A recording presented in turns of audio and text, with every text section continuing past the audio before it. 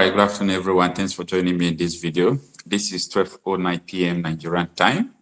And today we are going to be talking about the planned terrorist attack in Nigeria, particularly in Kaduna State, in Plateau State, in Benue State, and in Enugu State.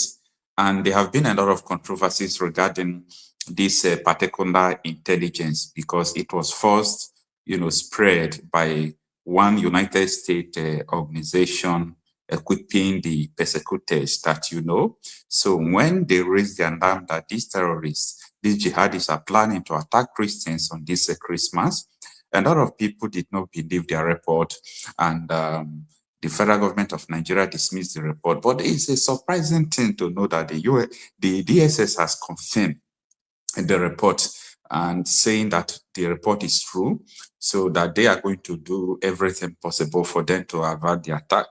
But you see, this is not new. In 2022, it was the same story. In 2023, it was the same story. In 2024, it was the same story. And this is 2025. And they are telling you that they are going to attack communities, Christian communities in Benue State, in Plateau State, in Kaduna State, in Enugu State. And if people did not rise up to defend their communities, to defend their land and all those things, you will be surprised to see what is going to happen in this Christmas. So they sent later in 2022, they sent later in 2023, the DSS, the security operatives were warned. They told them this is going to happen, and they were aware about the threat, and the threat came to pass. Do you understand? The threat came to pass after the security operatives have been sent the letters that the jihadists sent to them, and they did not stop it. So that is to tell you the kind of collusion and the way these people are helping terrorists to carry out this attack. So on this issue, we have a guest that is going to elaborate and discuss this with us. But before that, there have been a trending story about the issue of the defense minister of Nigeria, the Minister of Defense State, that is the junior minister, Mr. Matawande. He's a former governor of Zamfara State, and there have been a lot of controversies surrounding him sponsoring terrorism and so on and so forth. So I always remind people that apart from what the governor of Zamfara State said, that his predecessor is a terrorist, I still have, a lot of proof. In fact, part of these stories was deliberated in February when we were raising an alarm on News Central and some television station. They talked about all these things. So I don't know why Nigerians are just waking up, but however, it is important that they are even waking up. So for those of you who do not understand where this issue of the defense minister sponsoring terrorism is coming from, News Central has this report, in an unfiltered way. So take a look at it before we come to deliberate about the planned Christian attack, jihadist attack on Christians to say on this coming Christmas. Stay with me. And now we switch gears to security matters. A recent document alleging security payments to bandit leaders by the Zamfara state government has continued to generate reactions. The letter, which is widely being circulated via several social media platforms, claims the Zamfara state government has earmarked millions to be paid to several bandit leaders as part of an approach to addressing the escalating insecurity situation in the state. And now to discuss this, we're joined by security expert Catch Ononuju. Catch, thank you so much for joining us. We appreciate you for doing this with us. First of all, let's just take it a bit back and help us give a bit of historical context of banditry and government responses in Zamfara State. How credible is the allegation of payments to bandit leaders? Are there any previous instances or patterns that support or contradict this claim? Right now that everybody's complaining about is not a new problem. I want to tell the world that I believe the Nigerian government has failed in its quest to actually look after the local people. This is not a new problem. This problem has been here for a very long time. President Buhari has tried about 7 different schemes to try and actually gain land to resettle this displaced refugees who came in from Mali, Central African Republic, Burkina Faso, and other countries. But he did not gain any positive results. And so I believe now that we have come back again under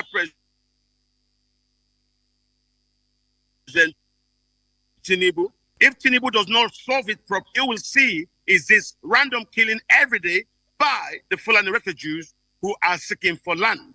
And I don't think this is the right way to gain land in any West African country. That's why I believe the leaders failed.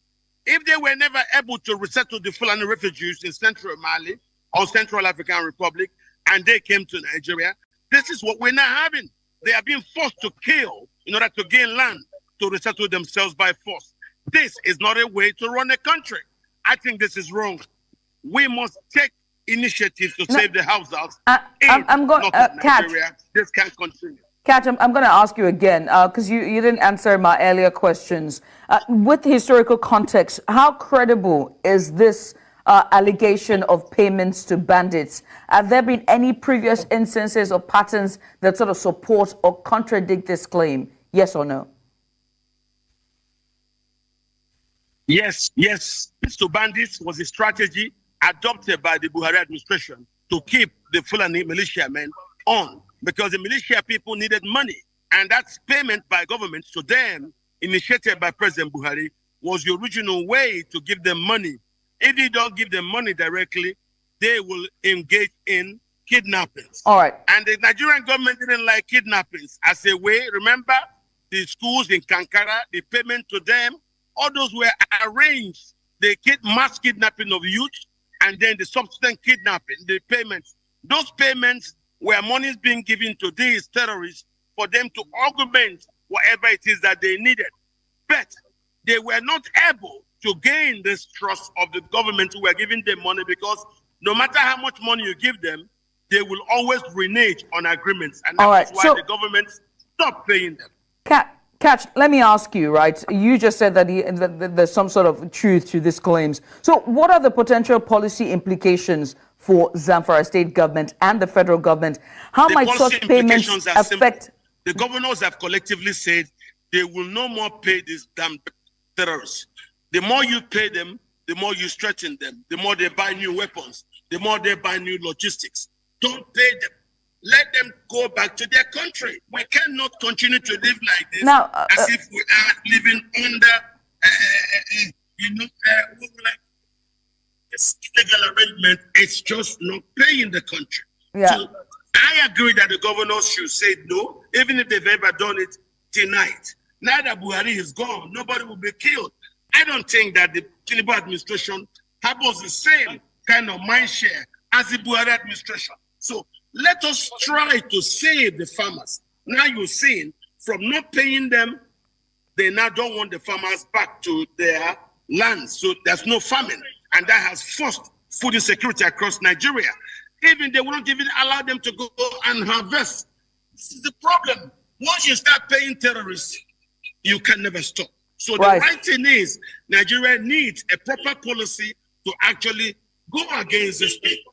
It's been done in Burkina Faso, it's been done in Senegal, it's been done in Mali, it's been done in Niger. Why is the Nigerian government still embracing terrorists? Now, this is wrong. Okay, catch. I believe what is happening to the households under our watch is a shameful thing to say. All right, sorry that I interrupted the broadcast. This is particularly for those of you who do not understand where the allegation of, the Minister of Defense, just imagine a Minister of Defense. So the question I'm putting forth to you people watching me is that, why was he appointed as a Minister of Defense? He was appointed to oversee terrorism in Nigeria as the federal government project or what? No. We have to be very, very sincere about this. Matawande was appointed to oversee terrorism in Nigeria, in implementation of Sharia or what? Because DSS cleared him. Remember what Kunde Ondawumi said, former DIA head, that the DSS knows the terror sponsors. DSS knows everything that is going on in Nigeria. DSS knows this, DSS knows that. So Is DSS part of the terror network? So we have to be very, very transparent in dealing with this issue. So we are going to be looking into what I told you, and that is the purpose of this video about the planned Christian attack. US group raises alarm on Christmas Day, planned attacks in Nigeria communities. DSS confirms intelligence. And I said, don't forget that when this thing started earlier, the Nigerian government dismissed it as usual. The Tinubu government said nothing like that, that the US group is just trying to scare people. But this is the Department of State Service Nigeria saying that, come on, there is a planned attack to attack Enugu State, to attack Benue State, to attack Plateau State, to attack Southern Kaduna, all for this Christmas. If we talk about Christian genocide, people will try to twist it. Why are they choosing every Christian festive to attack Christians? You know what that means? It means that we don't want you. We don't want Christianity.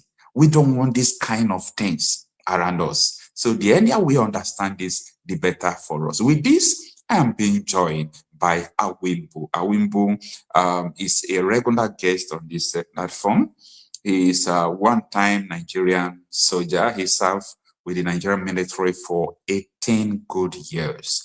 And here he is with us to discuss about the US group intelligence that there is going to be a planned Christmas attack in Nigeria. And also, the Department of State Service has confirmed this. Despite Tinubu and his executive were trying to deny it, but DSS came clean. DSS said, oh, this attack is real. We've got to do everything to protect the Christians. You know, interesting days are ahead, and this is happening when the US is bracing up for a possible taking out of these terrorists in Nigeria. So stay with me as we deliberate on this matter. Mr. Awimbu, good afternoon, sir. You can unmute yourself as you join us. Good afternoon, sir, Mr. Awimbu. Good afternoon, Mr. Marcel. Thank you so much, for coming live, because I've been expecting you to come live. I do not know, due to your, tight schedules, I only see you are, yeah, I only see your short videos that are very, very apt and very, very comprehensive as well. Good afternoon to your esteemed, you're welcome. Good afternoon to your esteemed viewers and those in the comment section. I thank you for having me, and I believe that we are going to do justice to this topic that you have brought on today. Thank you. Thank you, sir. All right. You have seen the report from the US, and now the DSS has confirmed it. So it's no longer a speculation. So the report is that there will be Christmas massacres, just like we have been saying before in Benue State, where they raised these communities away, in Plateau State, where they raised these communities away, just like we have been saying in Ehamufu, in Enugu State, in issues on local government area, in Southern Kaduna and the rest. The US is saying there are massive attacks being planned against Christians in Nigeria in this coming Christmas. And the Department of State Service have said, yes, what this US group are saying is true. Where do we start from here, Mr. Wimbo? I would like to tell you that if anybody in Nigeria or around the world tells you that America don't have, credible, intelligent informations on the, activities of the terrorist organizations, that person is far from the truth. You see, what is happening in Nigeria today is the inability of the Nigerian government to tackle insecurity head-on. I will tell you today that the military that I served for 18 years wasn't like this when we were there on active service. The reasons why they are so weak today is something that I cannot fathom. It's something that I cannot wrap my hands around it. America coming out to tell you, look, at all these, foreign countries, especially America. America can do anything in order to extract credible informations, about what is going to happen and the interest. And let me just say, the dangers these things, affects them as well in the long run. Okay. America is the superpower of this world. There is nothing. You have their embassies in your country, in Nigeria, right across. The information they get on the ground is, some of the, information that they use to give you some of these, alerts. If you remember COVID-19, I think COVID-19, 2018, 17, 18, thereabout, one of the, major general from the United States Intelligence Department that was overseeing, if I'm not mistaken, the AFRICOM within the area, the Horns of Africa, released a report concerning the advancement of ISWAP, radical Islamic elements, their stronghold in the north, and their advancement towards the southern part of Nigeria. I hope you remember that, release that came out from them at that time. Good. Yes, I remember. Nigerians, came, the government of Nigeria came out and rubbished it. There is nothing like that, and so on and so forth. But today, what are you saying? You have terrorist cells in Kogi. Yeah. Yes, you have terrorist cells in Kogi. You had, informations on the news in the public domain, how they were using Dangote vehicles to convert these people unknown to your own society to the entire southern part of Nigeria. Some of them were arrested, some of them were, intercepted, and so on and so forth. So when America is giving you information, please take it seriously. Some people will come out and say, "Oh, America entered into Iraq using, a chemical weapon possessed by, late Saddam Hussein." But you remember, what these people that are countering America is not telling you is that Saddam Hussein used chemical weapon on the Kurds minority. He used chemical weapon. Go and check it. Saddam Hussein used chemical weapons on the Kurd community. That's what they call the Kurdish people in Iraq. So that alone give them if you can use chemical weapon on your own people, then if I now come and accuse you of possessing chemical weapons, would that be a lie on my own side? The answer is no.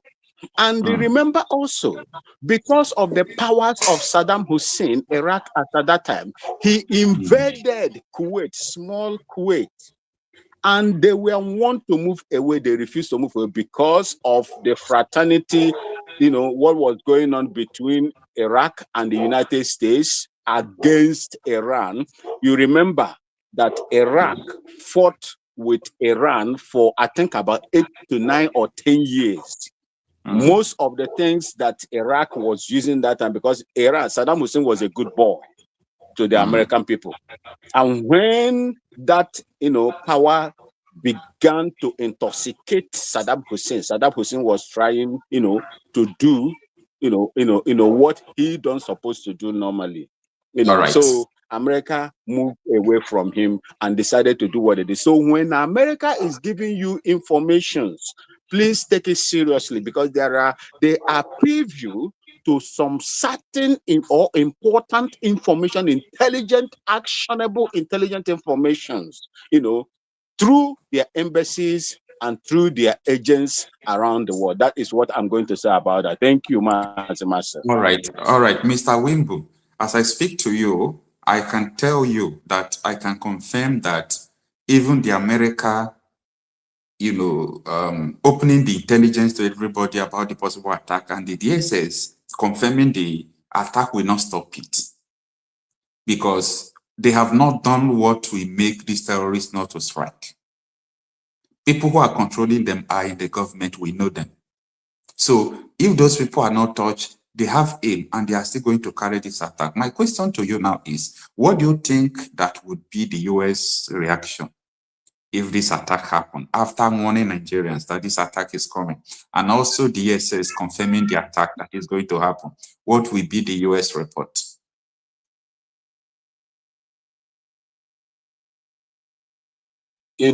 US, since the DSS, if you look at some of the attacks that have been happening on Christian communities in Nigeria, the indigenes of the land have in numerous occasions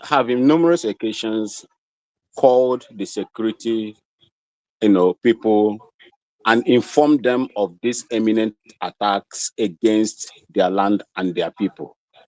Okay. In most cases, some of the security operatives are withdrawn. Reference to St. Mary's in Niger State, they were withdrawn. And I heard the Senate of Nigeria asking who gave the order for the withdrawal of the security. Exactly. And up till now,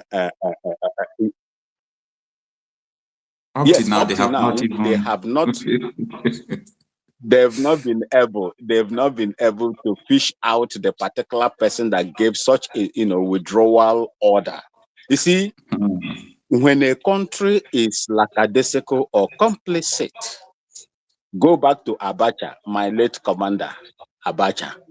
If insurgency lasts for more than 2 weeks, there are people in high places that are fanning it, that are supporting it. That is exactly what is happening in Nigeria, Master. Let nobody deceive you on that.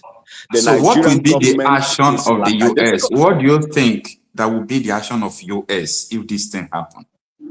You see, that will add to the cumulative reports and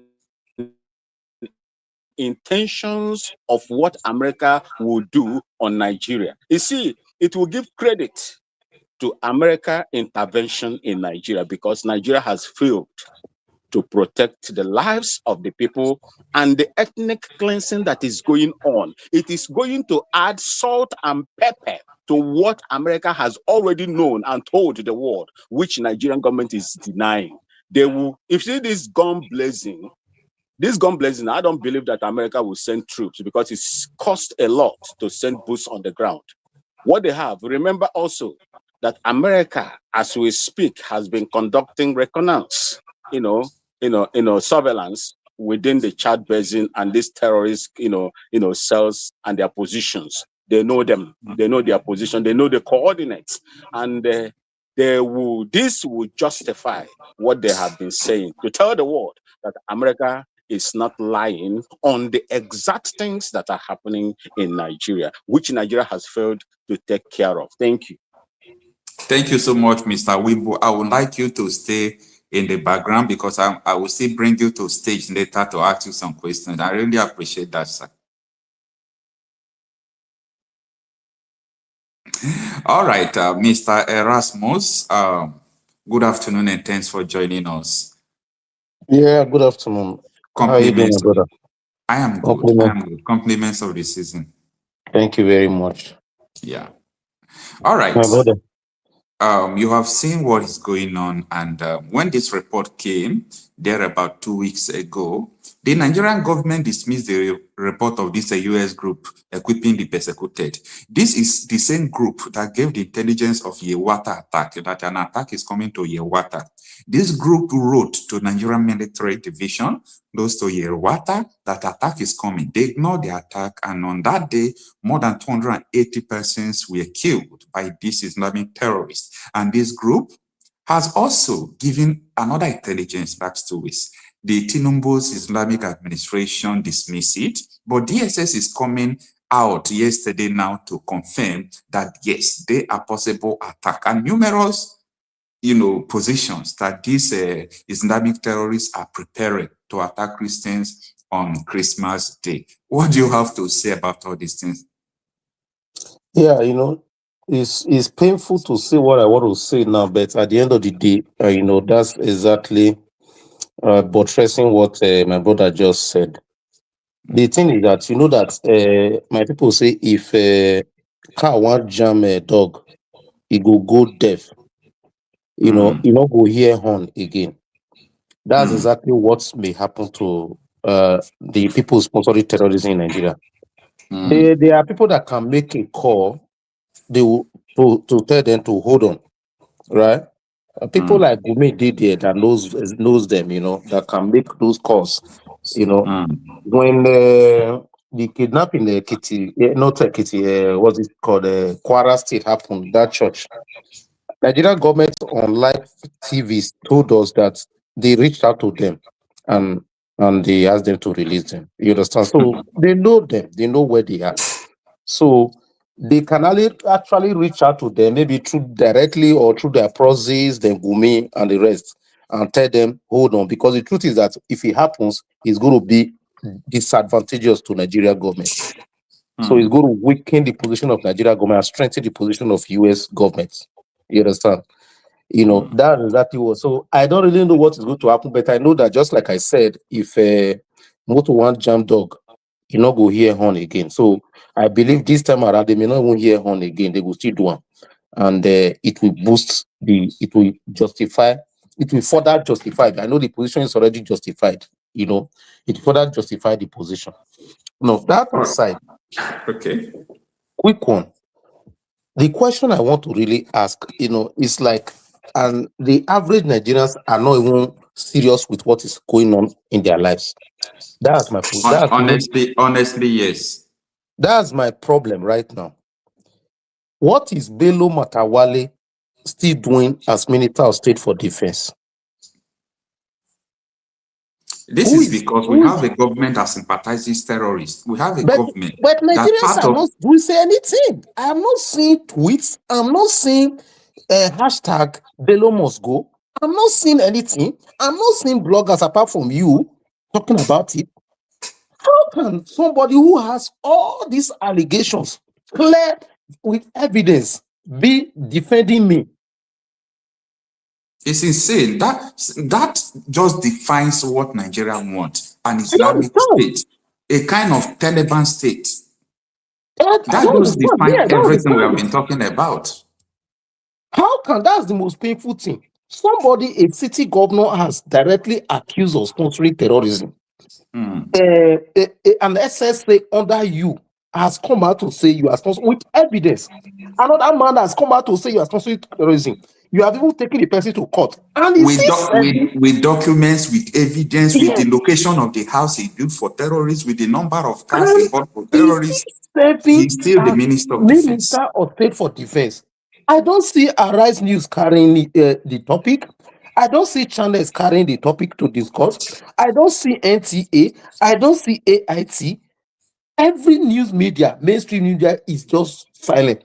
So my concern is when we are talking about insecurity, I say, why do we need to talk about it? You know the source. I don't understand. So that one is there. Then secondly, I sent a comment under one of your stories. I sent a video under it. I don't know if you have had time to review it. That was immediately after General Kefi, when he talked about reaffirming his position that former Minister of Defense, is he Minister of Defense or that guy that was shot, that plane that crashed out of the air? Oh, Chief of Army Staff. Chief of Army Staff. That's another is complicity of Nigerians to the terrorism. I sent a video on that. I don't know if you review it. Yeah, you I remember saw it. I reviewed it. You remember that? That's an eyewitness report. I searched that video before I was able to get that video out. That was an eyewitness report when that plane was shot down. 2 people used parachutes. I remember what Kefi said. Kefi said that plane was bombed out of the air. And that confirmed the eyewitness report. The eyewitness report said before the explosion that 2 people used a helicopter to parachute out. So which means that the people that set up the bomb, they jumped out of the plane before the plane crashed. Now the question is, this is supposed to be a very simple thing for our media to do. If we have a media, is there no what's it called manifest on a plane? How many people were actually on board in that plane? Who is accounting for those 2 people? Because the village, that is an eyewitness report that saw exactly what happened. He told you exactly what happened. You understand? So the thing is this, just to go back to what Awebu said just when he started, he asked a question, said that Nigerian military has capacity, but he does not understand why. You understand? He believes that because the military that he served in have capacity. So what I will say is this, Awebu, you should know better. What is going on right now, if it is not properly managed, is going to lead to Afghanistan. What happened in Afghanistan? What happened in Afghanistan is very simple. I've been saying this and I'm going to say it again. Nigerians, they should just keep quiet and be watching. They refuse to talk, they refuse to say anything and just be watching. What happened in Afghanistan is what I'm going to paint out now. So Nigerians is just, if you don't do anything, that is exactly what is going to happen. Just like Kulola Wumi said. What is going to happen is this. Our military has the capacity, but our military, or in fact, not just our military, our security apparatus have been completely infiltrated from the top to the bottom by terrorists. So what is going to happen is this, if nothing is done, it will get to a point where what happened in Afghanistan was that when the US pulled out, in spite of all the military gadgets that US left with the Afghanistan military and trained them, the Taliban moved directly from their bases and went straight to Kabul, to the headquarters, to the capital city. There was no fight. All the military, the Afghan military were dropping their weapons. Why? The reason was there was an order from commanders to drop their weapons, to not fight, because their commanders were Taliban, actually. They pretended to be fighting for the government, they were Taliban. That is exactly what is happening in the Nigerian government right now. If somebody like Bello Matawale, a Minister of State for Defense, just tell me what you think is happening in the ranks. So if nothing is done, that is what is going to happen. You will just wake up one day and you hear that, you will be hearing it gradually. They have taken over Sokoto. Then all the Nigerian military would have ran out of Sokoto. They will take over. The next thing you hear that they have taken over Zamfara. The next thing you hear that they have taken over this in Nigeria is trying to, the channels and arise will still say Nigeria is trying to push them back. We are pushing. The next thing you hear, when you hear Nigeria is trying to push it, the next day you hear that they have taken over this in the Kebbi states. Then the next thing you will hear they have announced a caliphate, just like Baba Ahmed said that they are planning to build a caliphate. And the thing is that when that is happening, to see the complicity of Nigerians, when that is happening, the people in the south will still think, it's the north. It's not south. They can only do that to their district. Then the next thing you'll be hearing is gradual. They are very patient. Gradually, they already have a sultanate they already have an emirate in Kwara. Kogi State, they don't even need to fight. They already have all the position in Kogi State. They have already taken Kogi State. It's just to finalize it. They will take Kogi State. They will take Kwara. Once they take Kwara, forget Ekiti State and just walk through. Ekiti State, all these Yoruba State. Or it's only Southeast and South that will, that will give them small tough time to listen. Nigerians better start talking now. If you cannot do anything, start talking. Start asking questions. Ask the mainstream media. You don't know more than Commander Olawumi. Olawumi told you that if Nigeria is not divided, that is just a matter of time that Nigeria must become Islamic state. The Sultan of Sokoto has already told you that Nigeria is not a secular state. So start deceiving yourself. He has already told you. It's just that I did not tell you that Nigeria is an Islamic state. But Nigeria is an Islamic state according to them. That's what I will say. The whole thing lies with Nigerians because the government is not going to fight it because they are in the government. They are the one that is even controlling the government. Tinubu is afraid of his life. Right. I want to ask you a question. What you are saying, I'm feeling it differently from every other person watching it because of some things I know. This thing you are just talking about, okay, I understand that you really understand the Afghanistan template, where the military heads were supporting the Islamic regime, the Taliban. So when they were capturing them, they were just surrendering, giving up because they were all the same. What you are saying is just the draw-up plan. I wanted to ask you, how do you know about this? I remember you just talked about the Taliban, process and the way they capture Afghanistan back. But this is beyond what happened in Afghanistan, because as I speak to you, this is the plan on the table. So I wanted to ask you, how were you able to understand this thing that you are explaining? Because to people listening to you, they might not understand what you are saying, but I actually feel it differently because I know what you are talking about. And I know that this is the exact plan to infiltrate the military, to take charge of the defense activities in Nigeria, to take charge of the military. Then they will ask their people attack. While their people are attacking, then they will now be surrendering all their offices to them, surrendering all those things. So this is the template. How do you come to know? Is it just the story of Afghanistan that gave you this knowledge? It's just to follow the trend. I have no special source of information. The information I get are information that are there in the news media for all of us today. But the only thing I do is that I examine, I collect information and put them side by side and look at them. Look at this information. Look at, for instance, Kefi just gave analysis of the people that died in that plane crash, how their body was, obviously through bomb blast. It's not really crash, right?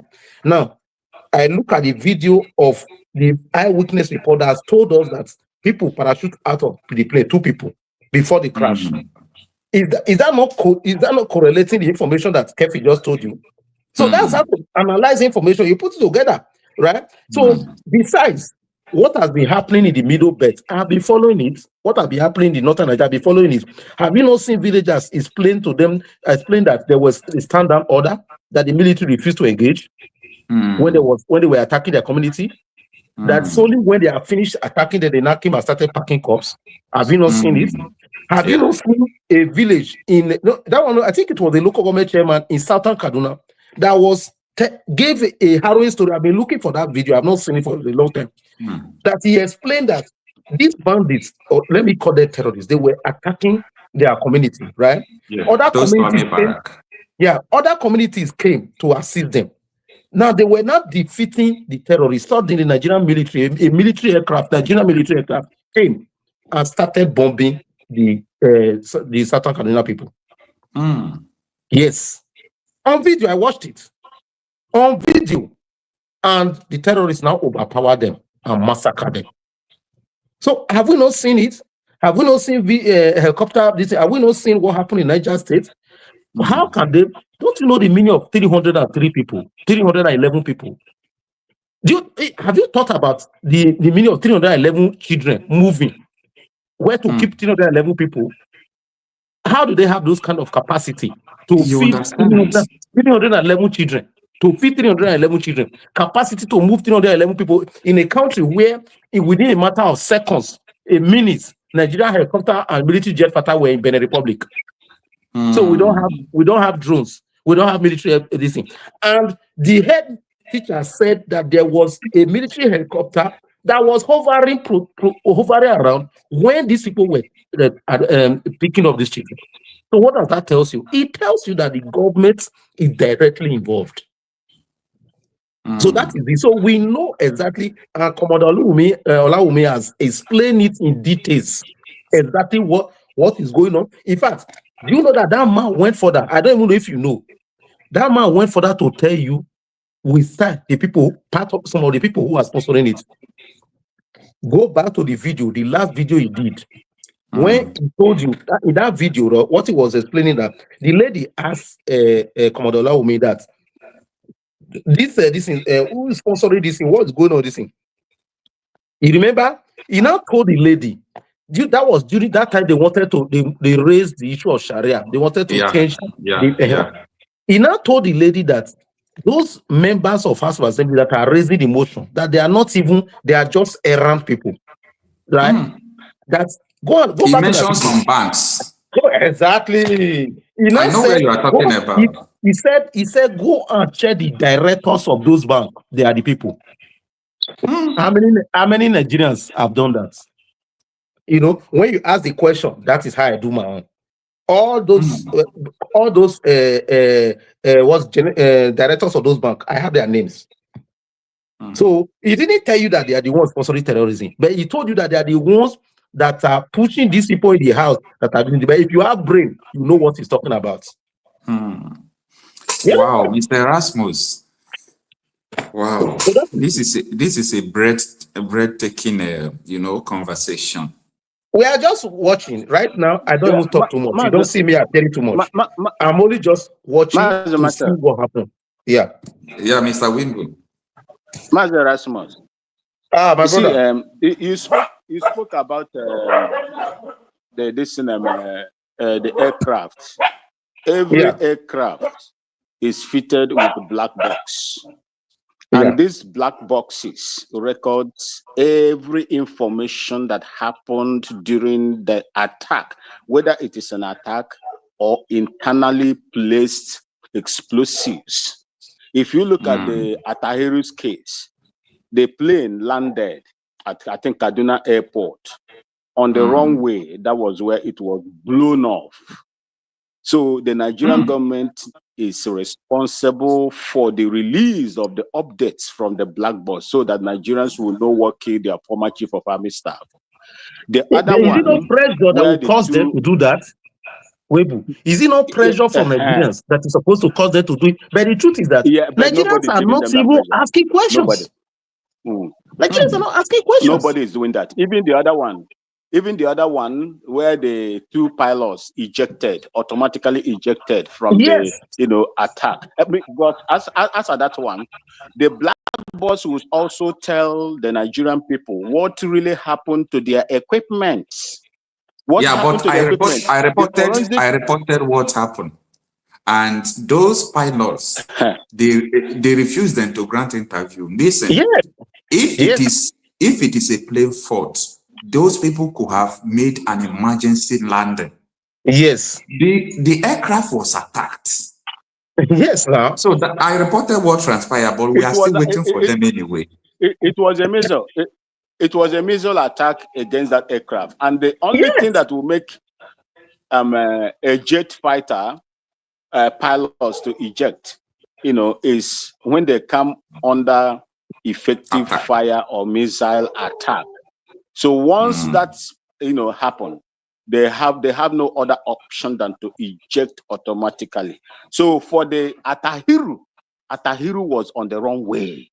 Let Nigerian people ask them from all these people, but they keep quiet. That is the problem. You see, ordinary evidence that a whole governor came on air to tell Nigerians that somebody instructed the military to leave 30 minutes before the kidnap. Even Nigerians are not on the streets. You understand? Who gave the order? Is it difficult to know who got the order? That army don't they have a commander? Who gave the commander the order? But if you watch my video, I've already reviewed the office the call came from.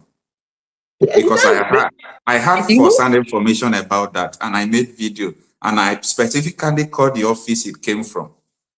So that's it. So right now, I'm telling you the truth, Marcel. I have done my part. I have been talking. I have been saying what will happen. I listen. When I listened to Nnamdi Kanu, he explained it. I started getting interested, and I was now digging more, getting more information. And I was saying it. I knew where it's going to end. If Nigeria is not divided, Nigeria is going to be an Islamic country, not just on paper, but life. Nothing will stop it. So I'm just watching and watching. I will not be talking too much again. Thank you. All right, Mr. Erasmus and Mr. Wimboom. Let us have Mr. Christian in. Hello, Mr. Christian. Brother Kocha, good day to you. Yeah. Good afternoon, sir. Thanks for joining us. You're welcome, brother. Thank you so much. So what is the topic? Or I just came in now. Is there any particular topic? All right. I think you have been with us for some minutes now. We are talking about the issue of the US based group intelligence when they reported that there is an attack coming against Christians in Enugu State, Kogi State, Benue State, and Plateau State this Christmas. And when the intelligence came, the Nigerian government, as usual, debunked it that this is just to create tension. But this is 2 days ago. The Department of State Service is confirming that that report from the US-based group in Nigeria is true, that these terrorists, these jihadis, are planning to attack Nigeria communities, and these are Christian communities, in multiple fronts. So this is the tension on the ground. What do you have to say about this? Yeah, you know, Kocha, the problem is the problem of Nigeria is such a deep problem. Why? Because the government, the past one and the current one, they are as much part of the problem.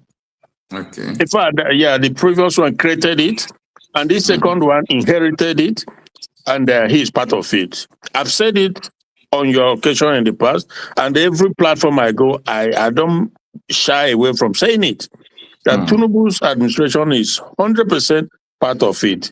But people, when they look, they feel like, oh, because either he's married to a Christian woman or because he's a Southwestern or whatever, it doesn't really matter. You know, the agenda is just the same.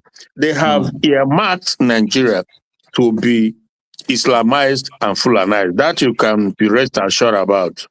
Now, is the grace of God that has made it possible that we have this United States administration under Donald Trump, who is very passionate about the life of Christians in Nigeria, because it's not exactly the same comparing Afghanistan or Iraq or Libya. It's not exactly the same with Nigeria, because Nigeria is one can say 50-50 Christian Muslim, but you can also say that Christians are even more. And we are watching, you know, in a real time, the Islamic Sharia Caliphate. They are pushing it, you know, that Islamization.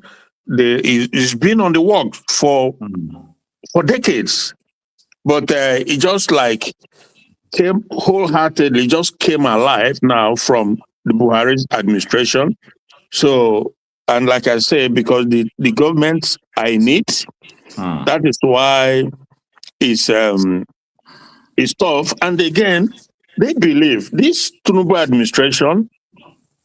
They feel like that if they can just hold on, you know, and just continue to, because Ruben Abati was advising Tinubu the other day to intensify his lobbyist, you know, organization, that whatever it takes in terms of spending money. I mean, of course, anything money cannot do, more money will do it.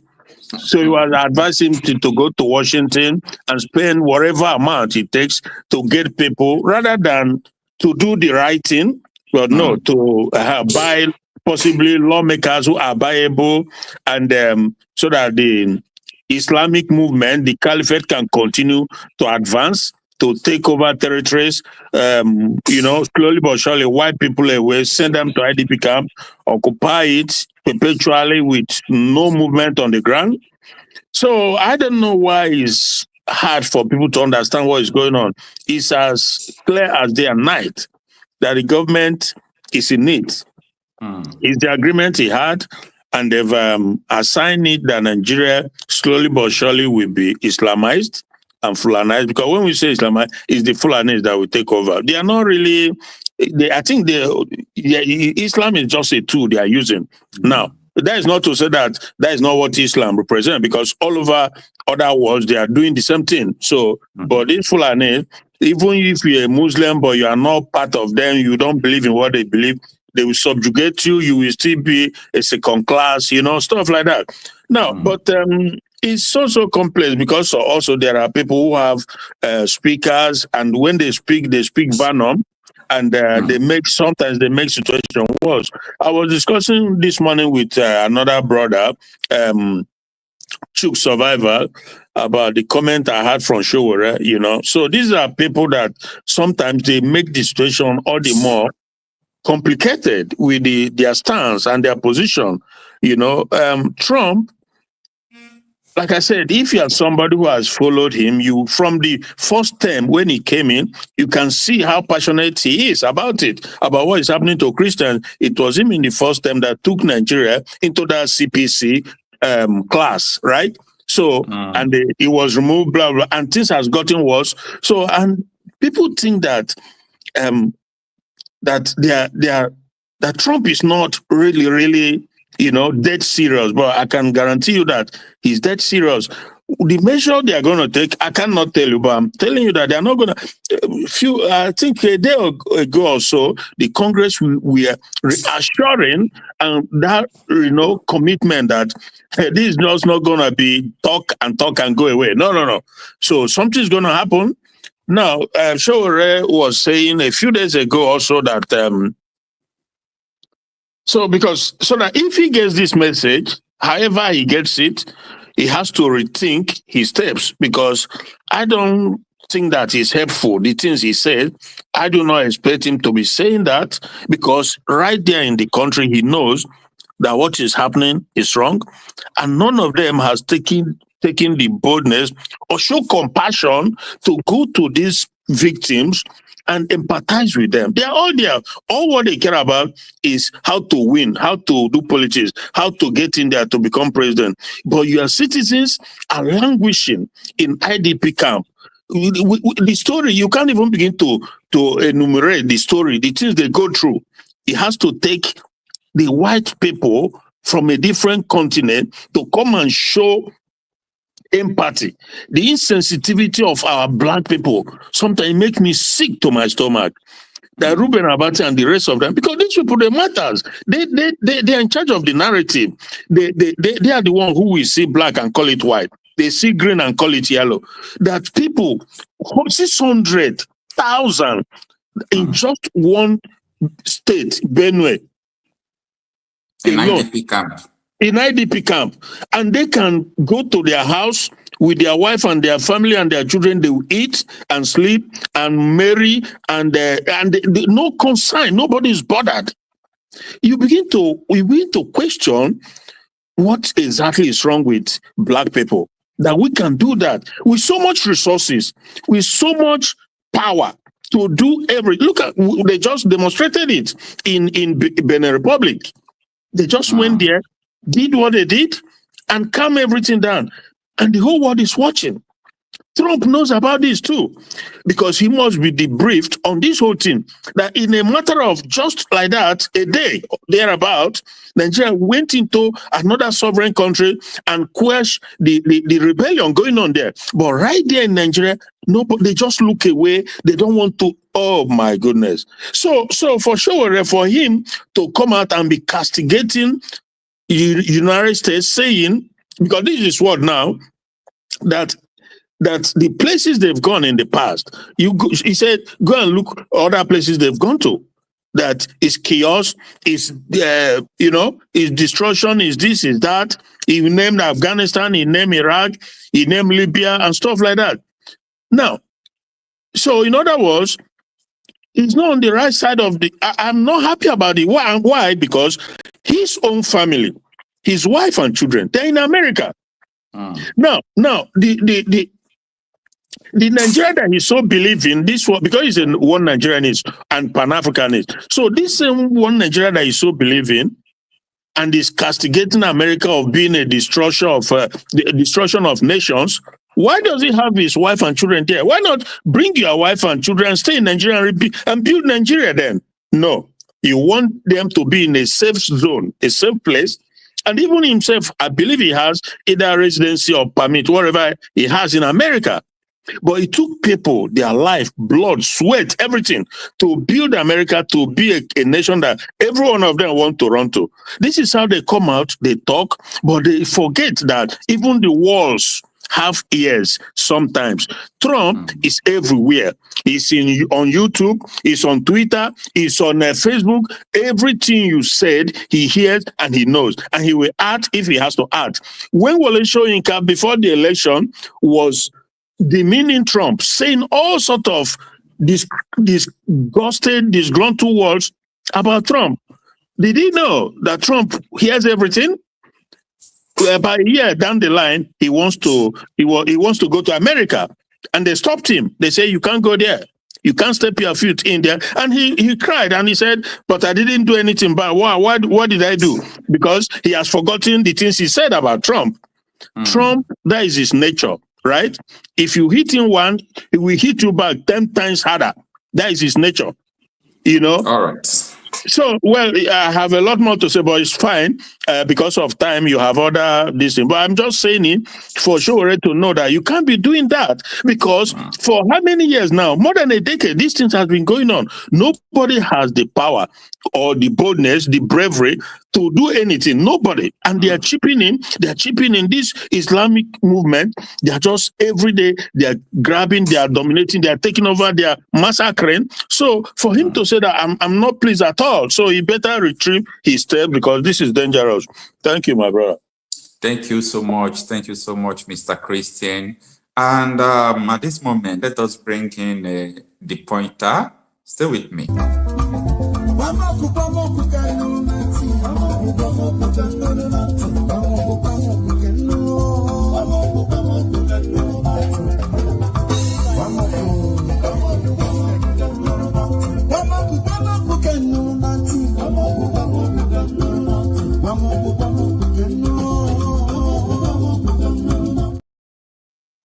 All right, glad you are still with us. The pointer, you can unmute yourself.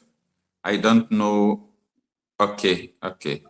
You are muted right now. You can tell us your name and where you are joining us from. Or if you think that this pointer is enough for us to call you, no problem.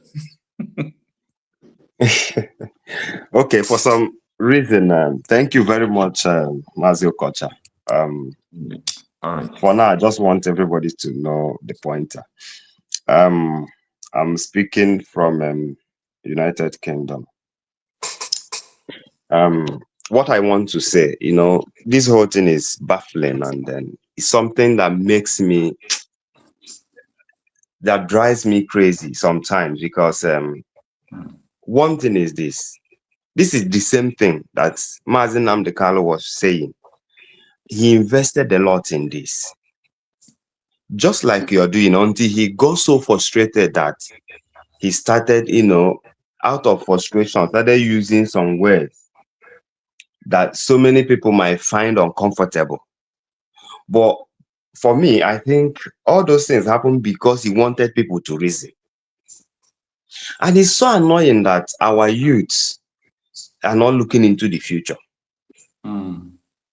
So when I look at this whole thing, and then the way, even when I talk to, I have interaction with other people, I talk to people, the way, you know, some of them just react, just leave that thing, forget Nigeria. I don't know where we are going. And it's so appalling that, you know, our youths are thinking like this. Because whatever happens, for me, what I think all of us should speak in mass, because we've seen everything. We've seen everything that Nigeria has. All right. The question and where I want you to focus is the topic, like the Christmas attack that the DSS, Department of State Service, has confirmed. The US group report that it is about to happen. What do you think that the indigenous people now should do to raise more alarm, or what? Because the same thing had happened last year, last 2 years, last 3 years, and they gave in Plateau State, they gave the military 33 distress calls. The military didn't answer, and almost 300 persons were killed. So what do you think they should do now? Because this is a matter, it's not just something we are talking about less than 2 weeks.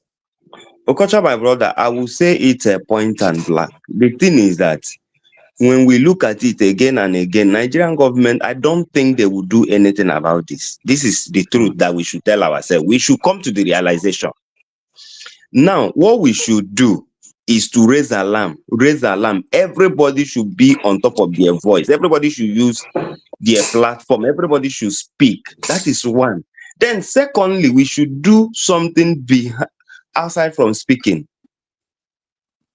There should be a strategy of, even if they eventually attack, let it be. It's either they are defeated or they won't go scot-free, or like the harm they will cause wouldn't be. Let there be something. Let there be a strategy. It's no longer, for me, I don't think we should continue to talk, and we need to start doing something.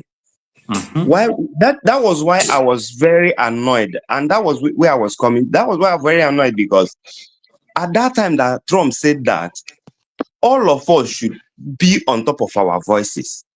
Now, there won't be anything that will make Trump will know that the people is ready and the people want him to come. And this is a media war. And once we are winning the war, we are on the right. But if we allow the government to win, I pity those that take money from government and then decide to say other things. Because karma is coming. Okay. What you are saying is that people should be on top of their voice. I understand. Actually, I'm one of the people who also believes the power of social media. I believe the power of what you say. And I gave an example of what happened in Kwara State. I said what happened in Kwara State in the church, if not because of that video, they will not release them up to today. Remember what happened in Cherubin and Seraphim in Kogi State. As I speak to you, a 3 week old baby or 3 weeks old baby is part of the people kidnapped. 4 months old baby is part of the people kidnapped. Pastor wife, 14 parishioners of the church, all of them were kidnapped. And up to today, nobody's talking anything. The terrorists gave ultimatum day before yesterday that within 48 hours they will kill them if they didn't raise 200 million. And now we are not hearing anything again. Probably, maybe they must have killed them, God forbid. So I understand that when people speak, you talk. It enables people to know what is going on. So I encourage people to go in and get video evidence. If you can't buy AK-47, you can't fight now. You can't do this, you can't do that. What are you going to do? You must be ready to do one. If it is information you can gather and send it for, let me tell you, help is coming, but help will not come when you are folding your hands. So I understand actually what you are saying very well. Yes, I also have something to say, like a question also to put to everyone. You know, what is happening in Nigeria is global. No matter how we try to downplay it, it's global. It is global. The same thing is happening everywhere. The same strategy is being used. So we should be wise. I want to give you just an illustration. Children were being killed in Israel. Is it not the same thing that is happening in Nigeria? So all these things, we should learn from what has happened in other places. And we shouldn't fold our hands and think that the war is not coming close to us. All right. The issue here, there is the issue between what is happening in Middle East in Nigeria is this.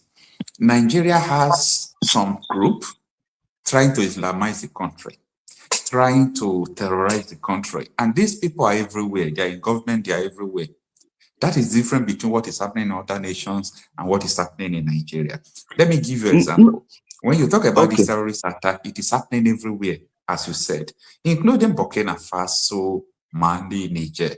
But different between what is happening in Nigeria right now and what is happening in Burkina Faso is that in Nigeria, people in government are colluding with these terrorists. It's opposite in Burkina Faso. Burkina Faso, Ibrahim Traore, like I have friends in Burkina Faso, they gave AK-47. After 1 year, they did not use it to commit offense. They gave them 2 magazines. Okay? Maybe one day I will even try. He don't understand English very well. Okay? He speaks French.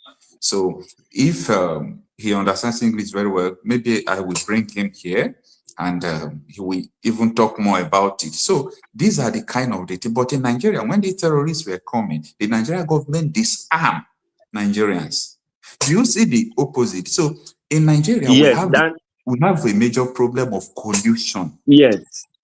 That's what I'm saying, because yes, what you're saying is right. And you know that some of like this point that you made now, people are not talking about it. I don't think I've not seen anybody talking about the aspect of government disarming the people before these people will come and attack. And it has happened in various places. And Okocha, my brother, let me also tell you, if they think that it's only in Nigeria that this thing is happening, it's not true. It's not only in Nigeria. Let me give you an example. Here in the UK, the same way they've targeted, in fact, the UK people now, you've seen how they are protesting because their hands are tied. Let me just tell you this. So if that could happen here, tell me, Nigeria is a forgotten story. If we don't do something and if God does not help us, why do you think? Okay, now the question I ask myself every time: why do you think that all these nations that think that they are liberal will open their governments to these people? They will come peaceful. Then, when they've gained enough power and enough population, they will now show you whom they are.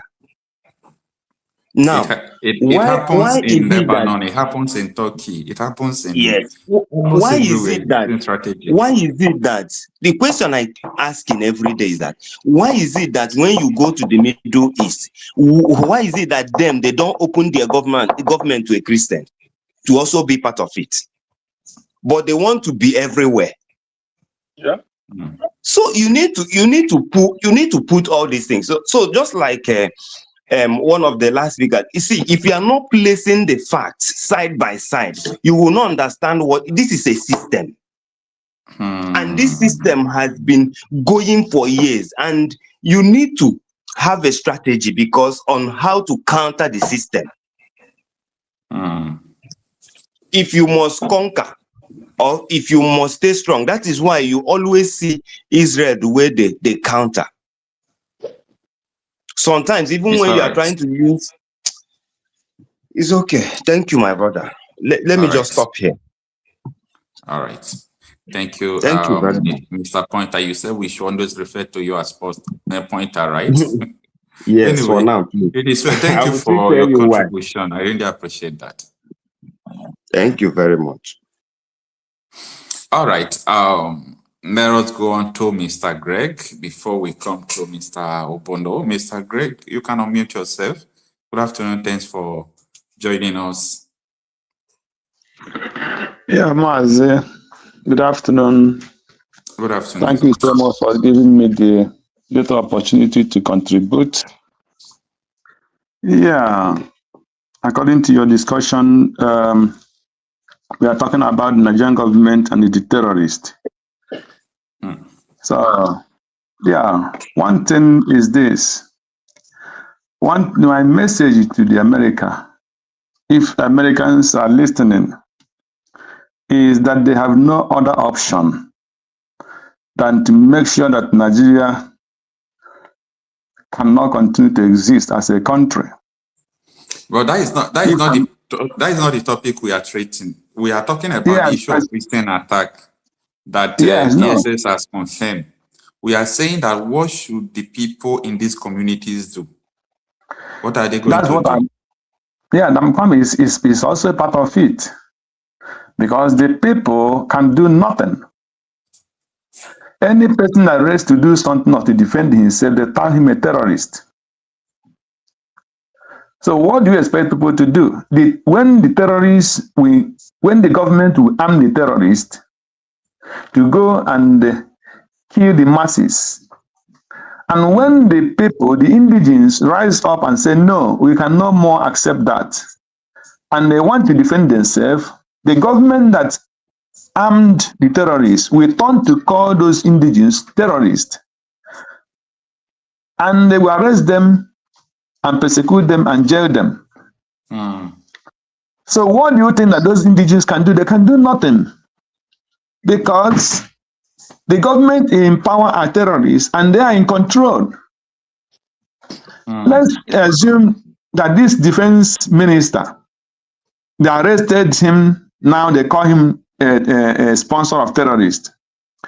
But Tinubu as a Muslim, Tinubu as the head of APC, know the agenda of Buhari, and he know what Buhari was doing before he say, I want to continue from where Buhari stopped. Okay. And all these people are the people that have surrendered Buhari.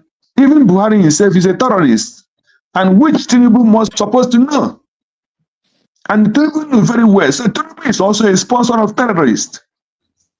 He cannot deny it. All these arrests and all this Malami or whatever, the former attorney or whatever, the arresting, all those are just to... So, Mr. Gray, which angle you are coming from now about your own opinion? The area I'm coming from is the masses can do nothing because they are not allowed to defend themselves. Okay. So the terrorist government will continue killing them. Look at the southeast. What caused the problem in the southeast? During the time of COVID-19, they shifted all the terrorists. One thing, Nigerians are not clever. Since when did the Boko Haram stop doing this? What do you call it? They will feed themselves with the bomb, and they will go on the safe and blow themselves on the market, all those things. So when the churches, market organizations started watching out, they started controlling the people who enter into the church. They are not allowed them, they put securities in their church to make sure that people are not coming in, especially those Muslims, those terrorists. The churches bought instruments to control terrorists. What did the Boko Haram did? What they did is they just stopped going to the church to explode, to what do you call it? They explode themselves as a terrorist. They turn it into herdsmen. So they change into herdsmen and start going to the bushes, start going to the communities, start going to the churches. They change strategy. The people are still talking about Boko Haram.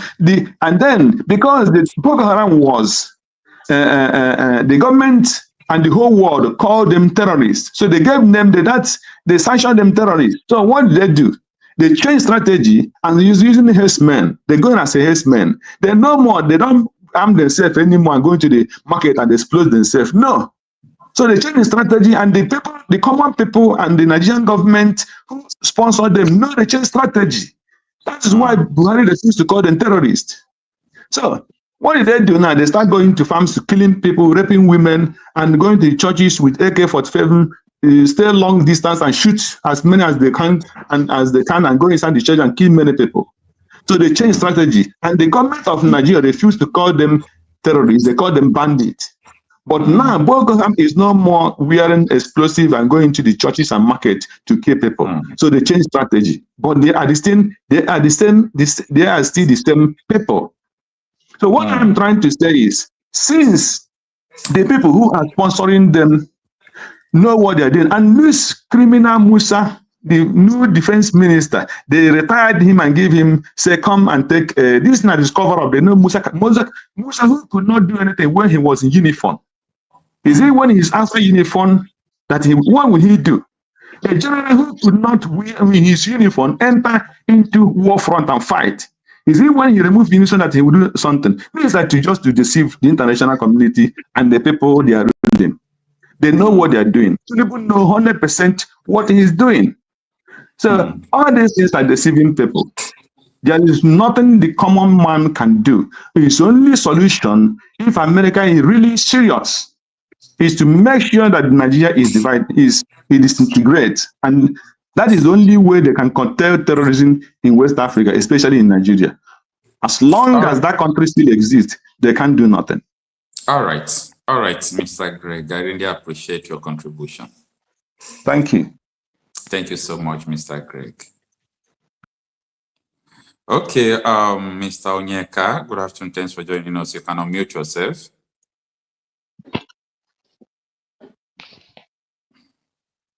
Hello, Kocha. Yeah. Good afternoon. Good afternoon. Thanks Are you for hearing joining me? us. Yeah. Am I sounding clear? You're with us. Good afternoon, sir. Good afternoon, sir. Thanks for joining us. Thank you very much. I like the way you are. All right, quickly, let me introduce, in case I don't know how long you've been with us now. We are talking about the issue of the insecurity report that the jihadists are planning to attack Christians in southern Kaduna, Plateau, Benue State, and part of Enugu State in this coming Christmas. When the US Nigerian-based group equipping the persecuted raised this alarm some months ago, some weeks to say, the federal government of Nigeria debunked it, but now the Department of State Service have confirmed that this is true, that these people are preparing this attack in a multiple front. What do you think that will be the destiny of these people living in these specified communities? Okay, thank you very much. I have been long now following the program. Okay. So the truth is this. The last speaker have already said what I wanted to say. Okay. Do you understand? Okay. Because sometimes we don't understand what is going on. You have already counted it. It has been happening first time, second time, and third time. Okay. At least if I'm correct, this one now, if this one happen now, it will make it 4 times. They have been doing that. The truth is this. Like Nnamdi Kanu said, he said only miracle that will happen to you is your government. There is no miracle anywhere. Now, the last speaker have made it clear, and that is my point. He had already said my mind. If government will not intervene, those areas, those people there are helpless. That's the truth. Because why? If you pick up arms, they will target terrorists. And you have mentioned many things that happen, and the English Alhaji say something. There was a guy, police, Nigeria army arrested. I have forgot the area. That the guy, because he's strong on the ground, helping his people to now they make call, told their leader in government that this guy have not given them a chance. Now the same person call army go and arrested that person. The truth is the solution is those are living in those areas should start departing from that place, because if not, this thing will happen. They can't depart because we are talking about cities and communities. Where are they departing to? That is the issue now. Now, if they are not departing, if they fail to live there, this intelligent information America have released will surely come to pass. Or another solution is this: if America intervene before that, that is only the solution. If not, don't you think that if people put pressure, like if people continue to say this and draw the attention of the world to it, don't you think maybe to enable it not to happen? Or if these people will also get prepared, equip themselves with what it takes to defend themselves, don't you think they can achieve something? No, they can't equip themselves. Why? Why? Why do you think so? Because your government is involved in it. Anything that are trying to stop that movement, the government will arrest. We have seen it many times. You have read many of them on your news. and which is true. As far as the government is involved, you can. And remember, you yourself here cannot do it alone, whereby you prepare yourself, because you must have another people that will help in order to stop this rule. And the information must lead to the government. They will come after those leaders, because there must be a leader on it.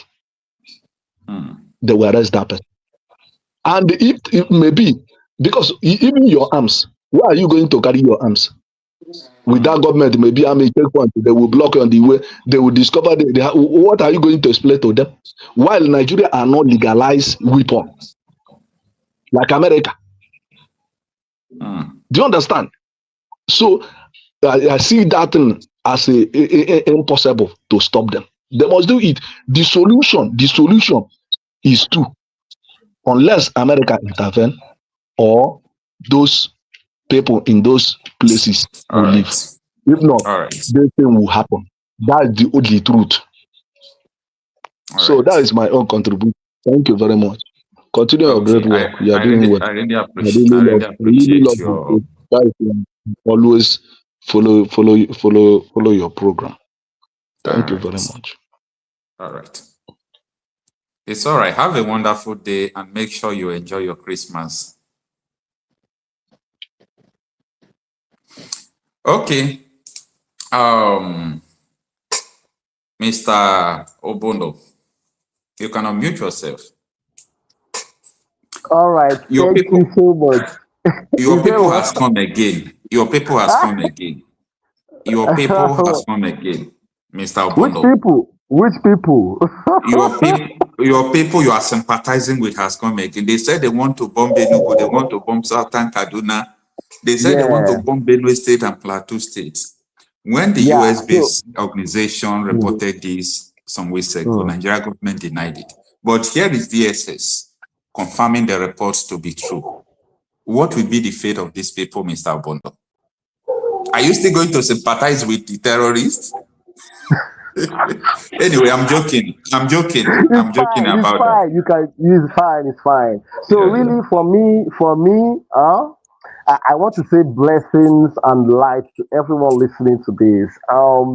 Mr. Marcel, I want to tell you I will tell you two stories, and I'll make it brief. You know, the first story is the story, because in spirituality we use stories to pass deep messages to the people. So somebody was talking, and you kind of let him know that he has to come into the topic. And I start with a medical student, and he says that when he goes to the medical professor and asks the professor for something that is just about the liver, the professor will give him a big book to go and read about something that's so cumbersome. You see, because you cannot attack one part of the body without understanding the full body. You see, so this is one very, very interesting story that people should be aware of when discussing topics like Nigeria and jihadism. Because it seems like we're trying to separate something that is bigger than Nigeria, and we're trying to talk about only Nigeria. You see. Then the second story I want to tell you about is the story of the second story I want to tell you about is the story of the Bible, something that happened in the Bible. Yeah, no problem. Yeah, so the second story I want to tell you about is the Bible, to referencing our brother that is locked up today, Nnamdi Kanu. You see, and I am of the opinion that Nnamdi Kanu does not understand how deep this rabbit hole goes. In the Bible, if you look at the Bible, which begins in the Exodus, you see, in the Exodus, the Bible starts from the Exodus, and you have a magician named Moses who is fighting for the people, like Nnamdi Kanu. You see, Moses had spiritual enlightenment. he has spiritual power. In fact, the Pharaoh knew that he had the spiritual power, but they called his bluff. They told him, show us. Even after he had come and he had shown them, and even after they still said, no, we're not going to let these people go. And even after he has come and he has sent the plagues, the Pharaoh still chased them into the sea, even after they had seen that these people still had power to fight the system. You see? So I'm trying to show you that this Hydra that we're talking about is highly ancient. And even if you are strong enough to fight them, they want to see that you are willing to die for it. And even after you are done dying for it, they're still going to chase you into that sea. So what are you talking about? What I am talking about is that this bombing of the Christians and the church bombing is something that I mean, whoever is listening to this, I would like us to look more into how serious this thing is. It's not just about church bombing. Okay, it's all about what? They're really not willing to discuss that. And look, watch what Donald Trump is saying. Donald Trump. Hello, can you hear me? Yeah, yeah. Can I'm you with hear you. me? Yeah. Yeah. Yeah. So I'm saying to watch what Donald Trump is saying. They are saying that in the name of our Lord Jesus Christ, they're saying that the Muslims are attacking in the name of the Lord Jesus Christ, meaning that these people are not concerned about the Nigerians. What they are concerned about is that the name of the Lord Jesus Christ is under attack. The reason why Donald Trump is stepping into Nigeria is because the Christians are being killed. It's not because the Igbo man is being killed. It's not because the Yoruba man is being killed. Of course. What he's concerned about is the Christian. Of course. But the reason why it looks like that is, you know, this is a government and they have a law. Their law only permits them to intervene, if possible, in another country if the religious freedom of those people are being violated. It's like, for example, I want to burn a bush and the whole bush there is green. It can't catch fire. But I just have a particular spot that has a withered leaf. So I can just circulate it and put fire there to make sure the rest of the bush will burn. The truth is that, yes, the US is not pretending about what you are saying. Every day, like you, thank God you confirm it. What they are saying is that Christians are being killed. And the US congressman came into Nigeria. He visited Benue in one state, Obono. In one state, more than 600 Christians are in the IDP camp. That is more than 10% population of Libya. So US is not pretending to what they are saying. Do you get it? So they are after the persecuted Christians, but I will tell you why the US is going to be so brutal about this. The reason why is because there is an interest to annex Nigeria into a terror stronghold.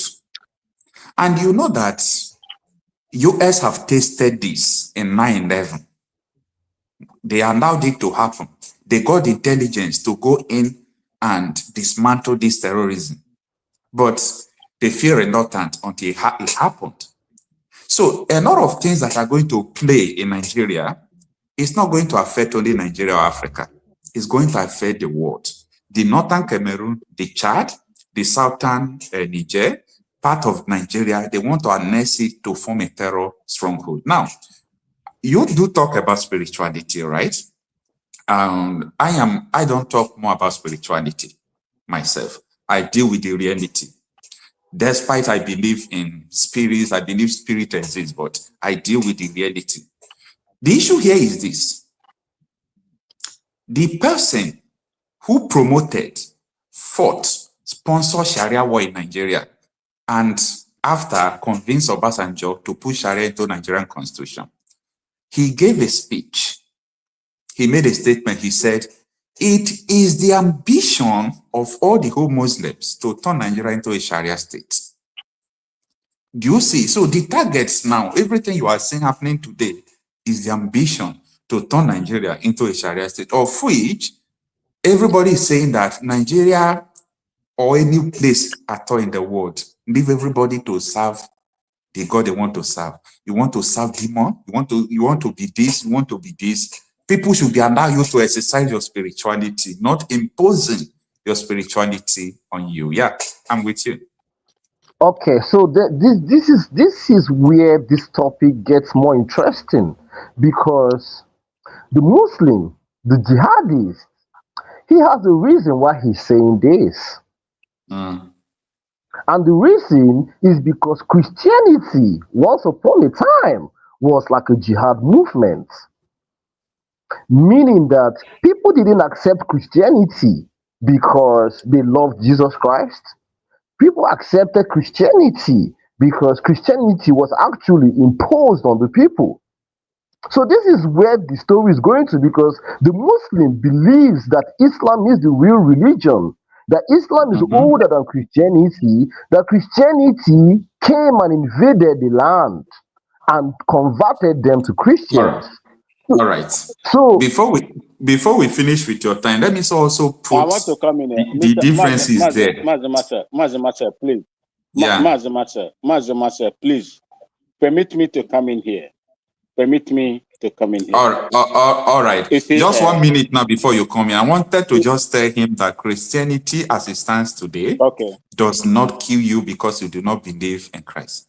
Christians don't kill you. They don't collect tax because you don't believe in Christ. That is where religious freedom comes in. And that is the bone of the contention of the US. That sorry. Okay, Mr. Wimbo, let me allow you in. Just 1 minute. Second, Bra Yumbo. Bra Max. Just a second. This brother is trying to say invariably that because in the medieval time, Christianity was brutal and people were forcefully converted into Christianity. Therefore, that in this 21st century, the Muslims have the equal, should I say, they have rights also to forcefully, through the use of terrorism and the rest, to force people into Islamism. That is what he's saying. He may not be bold enough to say it like that, but that is what he's trying to insinuate. Therefore, the Muslims are doing the right thing because Christians did it. So thank you. Okay, Mr. Bono. But that's not. Yeah, but that's not necessarily what I'm saying. And I am not talking about the medieval times. What I'm talking about is older than medieval times. So, and I'm not saying that that the Muslim has the right. I'm saying the Muslim in that story, they have the justification. They have the But we're talking about now. We are talking about now. Well, it doesn't matter what now is. What matters is that.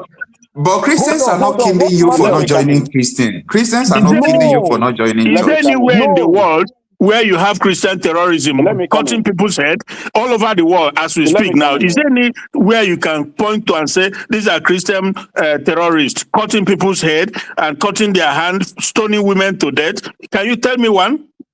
Hold on, let Awimbun come in. But sometimes terrorism doesn't have to always be physical.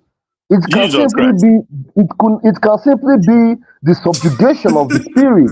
Yeah. Bro, Mr. Wimbo, come in before we. Let me come in. Let me come in here. You see, Obolo, I believe, looking at your name, you are from Anambra State. My mother is from Abia State, Ngwa people, but my dad is a Ghanaian. You are neither here nor there. I would like to make it clear to you because I've heard you severally coming to this platform to preach this. Look, the Christianity I practice today, remember that Leopold, the Belgian king that invaded Congo, told his people he was sending to Congo, do not go there to tell them about religion. Don't go there and tell them about God. They know about all these things. Go there, divide, rule, and conquer them. I don't know if you remember King Leopold of Belgium. See, the religion I practice today instructed me to preach to you, Obolo. I want to use you as a reference point.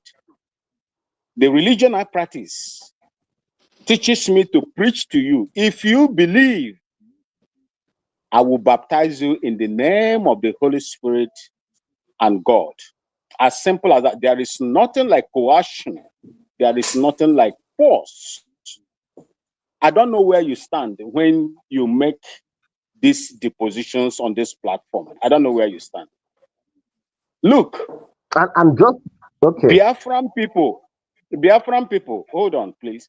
Biafran people knew God before Christianity came. If you go back to your own history, I am not a full-blooded Igbo man. I'm a Ghanaian. I am a dual citizenship holder because my mother is from the southeastern part of Nigeria. And I spent 32 years in Nigeria. 18 of it was served on active service in the Nigerian army. There is no place, the doctrine of the typical Igbo culture is live and let live. That is the typical culture of an Igbo man. Live and let live. That in another way, I don't know whether you understand Igbo. I will say it in Igbo because I am fluent in Igbo language. Aji no na aka or go. Do not applaji mmadụ. Applaji enyi nwoke ma ọ enyi gị nwaanyị ma ọ your neighbor. Because that pain that you feel is no longer here. That pain that you feel is the same thing that your neighbor that you are pulling his or her hair on his body will feel. Live and let live. We were God's children before Christianity came. So, Obulo, do not bring this kind of doctrine in this particular place. We are not talking about Islam. Is a religion of violence. Go and check the beginning of 100%. If you don't want to talk of medieval ages, go and check. Even the man today that they are calling their prophet was involved. He killed people, Jews, men, and collected their wives. He married underage people that you have frowned today. So do not come here and begin to postulate these kind of ideas. We don't need this. What we are talking about is what is the position of your ancestral land from these people that will enter into your land and shout Akwa Kubaru and kill in the name of their God. That is what we are talking about. The reason why America is doing what it's doing today is yes, Marcel. The reason why America is doing what it's doing is not doing it simply because of their own interest. America is not going to send troops, boots in the land of Nigeria. They have the coordinates. They have every information that they need to destroy these people. But they have given Nigeria the opportunity to do the right thing. And Nigeria is not doing the right thing. Rather, they are being deflective or defensive. Riley Moore was in Benue State. 600. Do you know how many people died from 2000, January 2000 to 2004 in the course of establishing Sharia? What is Sharia? All right, the law Mr. that guides the Muslim people. So, my brother, do not come here and begin to gaslight us. If you do not know what you're supposed to say here, please stay away from this platform, because this platform does No, not Mr. condone this Wimbo. kind of things. Please, thank you. Mr. Wimbo is okay. All right, Mr. Obono. This because of time, I want you to look into this. I asked you a question from the beginning, like, what will be the fate of these people that the international community have confirmed a possible attack on their land, and the DSS has also confirmed a possible attack on their land. So what is their fate? What do you want them to do? That was the first question I asked you, and I would like you to respond to it just in a few minutes before we go to Larry Babe H to bring the person in before we go to Invisible Blue and Hard Knot. So we have a lot of guests here and we have a short time. Please kindly respond to us. Thank you. Sure. Thank you so much. And like for me, really, the journey for me is long. It's not a one-day journey. And like the response, like I've told you from the beginning, is that we cannot discuss church bombings in 2025. We're in 2026. We can't discuss church bombings if we're not willing to dive deep into how we got to church bombings. Right. You already have my WhatsApp number. I said, let us schedule this interview for 1 hour. Are you a Muslim? Are you a traditionalist? Are you a Christian? Please answer me. Are you a traditionalist? Are you a Muslim? Or are you a Christian? Then I will ask you the next question. Thank you. Maswell, no, I don't really know. Yeah. Yeah.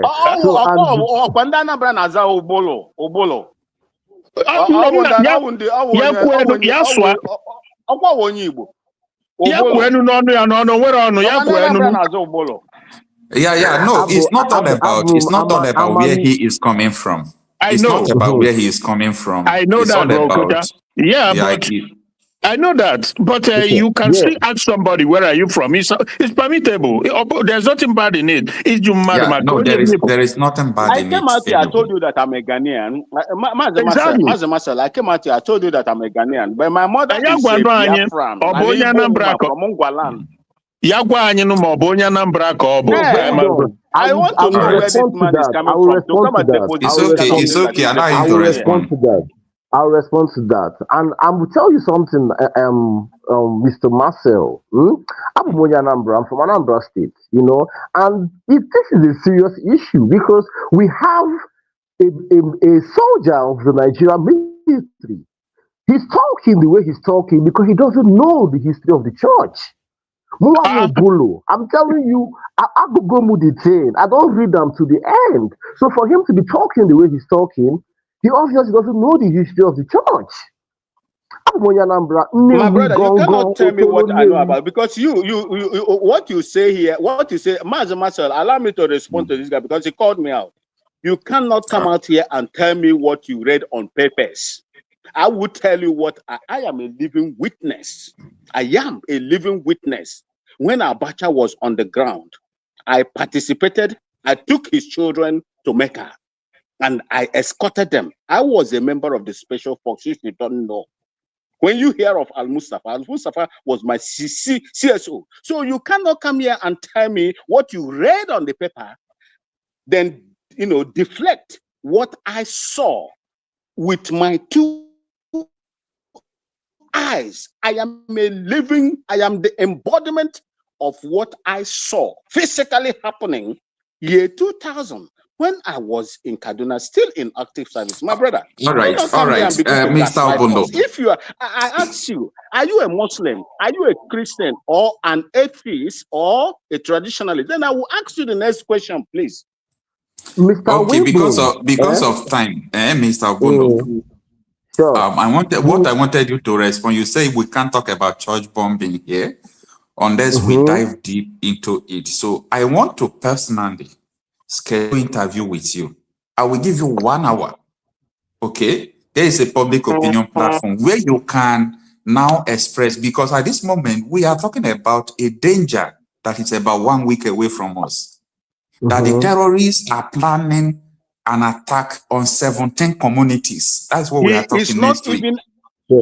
So that is what we are discussing now. So facing I the Christians understand. in that place. He's not even addressing it. He's just going on to come and tell us. I understand where you are coming from. You want us to go into history. I think we are going to have time for that later, but not now because there is an emergency on the ground now as I speak to you. Okay. But briefly, Marcel, ask him. There was a time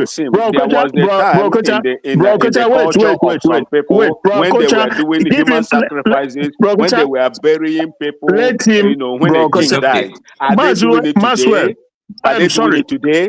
No, ask him now. Wait, bro.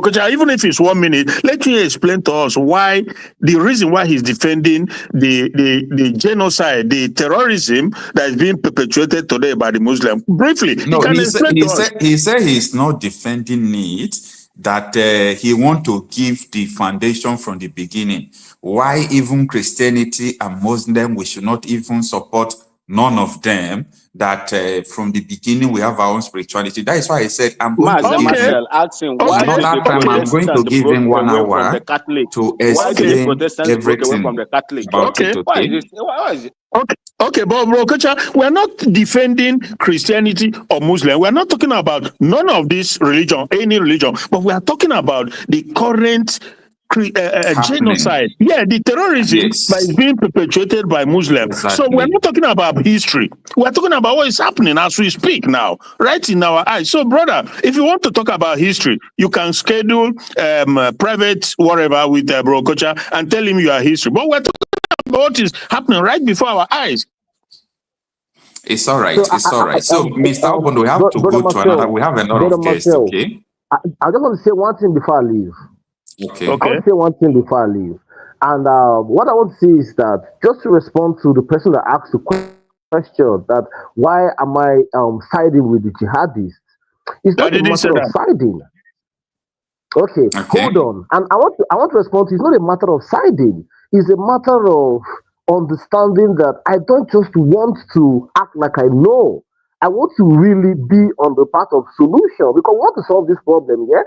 So because if you really want to solve this problem, you want to ask yourself, like, do you understand the problem? And to end it for you, you say that we're not talking about history, but you're using the word happening. You cannot talk about happening in its own sense.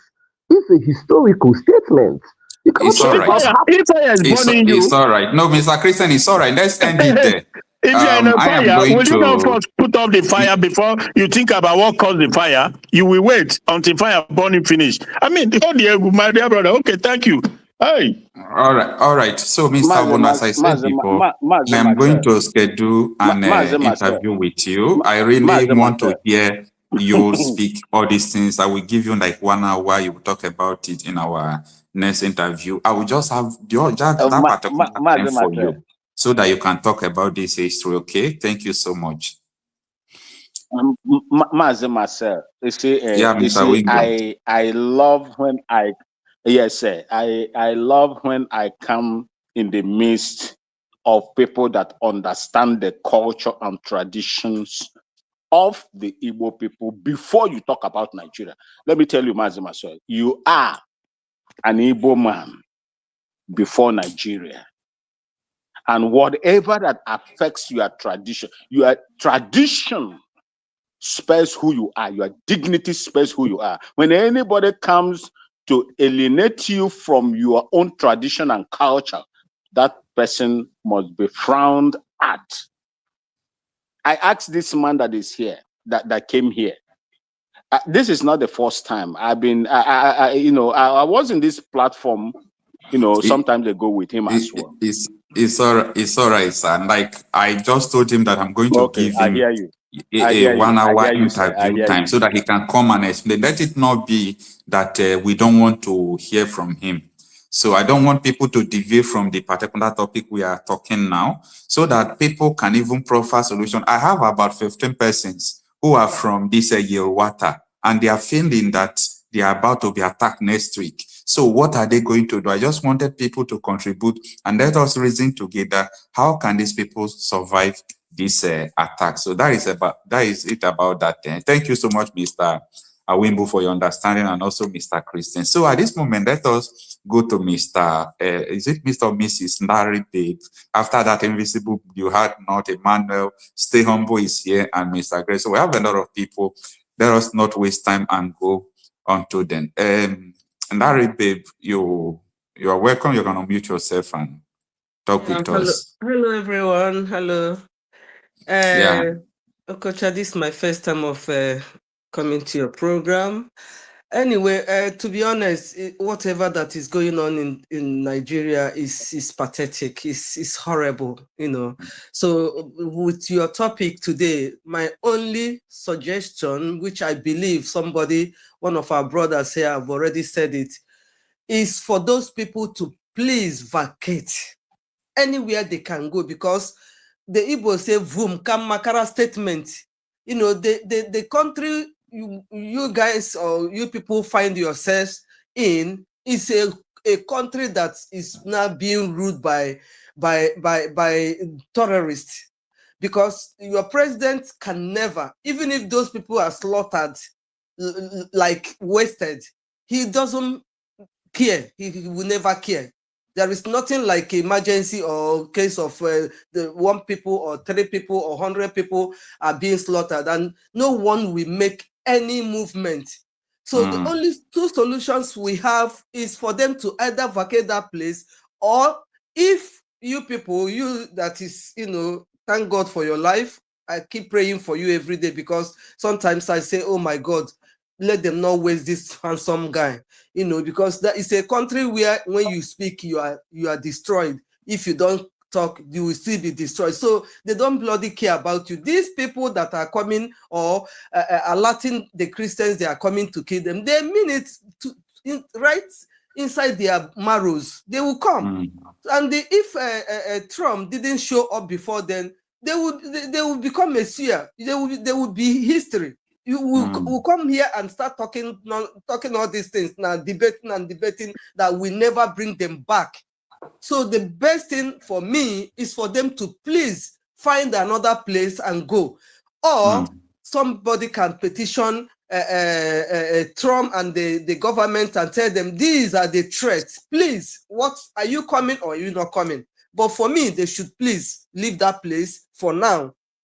And again, my next topic is about, I was there in Finland when Biafra was declared, and we all should please recognize this. It's not a joke, and that's the only solution we have now. If we recognize that Biafra is restored or declared, and everybody put hands on the plow and help financially, otherwise, and let Trump and every other country know that we have that thing, Nnamdi Kanu, Simon, everybody, I think 90% of Biafrans, they are happy to have their country back. We all should be saying it here so that the world will know that we have arrived, we have restored, we are there now. That's the only solution. As for this killing of 18, these people, they don't give a damn. They don't care. Even if Trump is coming today, they will still attack today. They don't care if they die, but they will like to waste as many lives as possible. Reducing Christians is the way they do their own evangelism, so that they will, now you can see that they say Nigeria, Muslims are 60%, while Christians are 40%. This is just by killing. And they are ready to kill you until you become 10%. If that is what you people want, okay, no problem. But please advise those locations, those places, they should leave that place with immediate effect. Let them go and leave that place. If they come and they didn't see anybody, let them burn the place, no problem. And how many years and occasions can people continue to run from their ancestral homes? But that's what it's like now. That's why it's either you guys will support Biafra restoration to be approved. Even though, yes, I understand what you are saying very well. Okay, I'm not countering what you are saying. Okay, but the people of Benue State and Plateau State, these people, about 11 of their communities have been mapped out according to the intelligence released by this US-based group, confirmed by the DSS. So I really wanted a situation where someone can talk to these people. We are talking about something that is about to happen 1 week interval or thereabout. So, and you brought a suggestion actually that they should leave. But you know, for example, now, how many community, where are they going? How possible? Is it not better they live than to die? Okay, I was listening to one of your staff that was nearly killed. That lady, she was nearly killed in her own home by these kind of people. Okay, so the best thing is to leave that place. To be honest, even if it's the whole of Biafra is vacating, these people until Trump come in and do, if at all he will come, because me. So you mean if Trump did not come, they should secede their ancestral land, everything, they should just leave it for these people? Your president and your government Shetima will never. Shetima. He said it even before he was taken to be your vice. He said even if you see the leg of an Igbo person being eaten by a Fulani, he will even give them water to swallow it and pass. So you understand also, sister, and majority of these people are not Igbos. Unfortunately, that's the way. They have to run away for their life to say. What about, see, I am encouraging them, however, I am encouraging them that if possible, arm yourselves. I know this period is short. Arm yourself to defend yourself, number one. I know that there are vigilante groups in those areas. Apart from defending themselves, they should make sure that they get surveillance equipment as possible. I understand that the war front is living, carrying AK-47 and all these things. Even with bombs, they can even set bombs on them. If they know they have vigilant people, if they are alert, they will use bombs. Yes, they have vigilantes. They have vigilantes. My brother, the best thing is to just your government is the people sending them, so nobody will come to their rescue. That's number one. Number two, all of us should please tell Trump that we have not declared our Biafra. They should leave us alone and do their Muslim thing in their country while we do our Christian thing in our own country. Simple and short. They just want to consume all of us and take over, conquer everybody. That's why they are not letting Biafra to come. Until they achieve this, they won't let us be. And that's why Nnamdi Kanu is suffering now. Nobody is talking about it. They are threatening every distance. My dear, it's so hard. It's very, very hard. People keep dying like chicken. Anyway. Can you imagine? Every day people are dying. And not only one person. One person die is generations. Any one person you kill generations. These people are wasting us for no good. And your president, they are happy. They believe they are doing their job very well because that's what he signed for. If he didn't sign that he won't do it, they won't let him sit there. So you people should stop calling about government because you have no government. Where I am, if one person die, it will be all over the news. Nigeria, millions of people will die. Nobody will even hear him. Instead, if other countries intervene, they will say, oh, if it's 1 million, they will tell you it's only 10 people because 10 people doesn't matter. Nonsense people. Thank you, sister. Thank you so much for joining us. I really appreciate you. Oh. All right. Thank you, man. Okay. Let's go on to invisible news so that Master Marcel, you know that I am your Wanwa, I am your Okene. I have privilege in this platform. Anytime when I raise my hand, I beg, accept me. Okay, please do that fast so that we can go to the next person. You see, my sister, thank you so much for this contribution. I don't know, is she still here? No. Oh, okay, she's gone. I thank you so much for what you have said here today on this platform. This platform is a very formidable, apt platform. And whatever you publish in this particular place is nothing far from the truth. Master Marcel, I pray for you anytime I go to sleep. Yeah, I pray for you anytime I go to sleep. Because it is not easy to be in a country like Nigeria where opinions and the rights of people are trampled upon, and you are doing what you are doing. I say, may God continue to bless you for giving us this opportunity to speak. I'm a Ghanaian. I'm a Ghanaian, Mazimasa. We've been communicating, but there are some certain things I detest when it comes to my mother's ancestral land. That is the Igbo land, part of Biafra land. I would not sit here and watch anybody come here to gaslight us. I won't do that. I will not do that. It's okay, Nobody must come here to gaslight us. We are fighting against the criminalities and terrorist, jihadist activities that is going on. And if we don't do anything, if we don't do something right now drastically, the land of Biafra, the demography, the religion, and everything will be changed. Because Nigeria, that has monopoly of weapons and everything, will not allow you to defend your land. It's all right. They will not allow you. Before I round up, just give me this 30 seconds. Ibrahim, the former IGP, knew what was going to happen today. That was the reason why they took out your first line of defense. When I was growing up, my stepfather had weapons that they were using to protect themselves and use them for hunting. Today, they don't have it anymore. In the entire southern Nigeria, they are struggling to do it. They are struggling. It is disheartening what is happening in that country. Our people, they empowered these terrorists, radical Islamic extremists, to have weapons to kill, but they will not allow our own people to have even a single barrel to defend their land. It's an eyesore. It's disheartening. It's all right, sir. Thank you. Thank you, sir.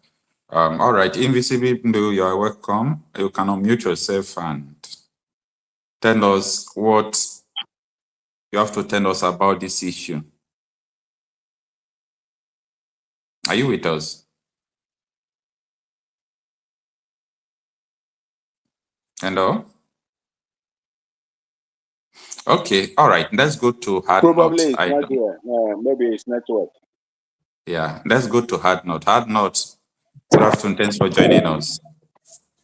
Yeah, Ramacho, can you hear me? Yeah, I can hear you. Okay. Well, I've listened a little bit to the exchange going on. I just want to remember my last communication with you. If you remember, I was worried about the impending harm that might come to Igbo people who are in the north, and who are even also in our region. So just let me bear my mind, So let's. I hate up to miss what the issue actually is. I know you want to talk about what might happen in 17 days time around Christmas.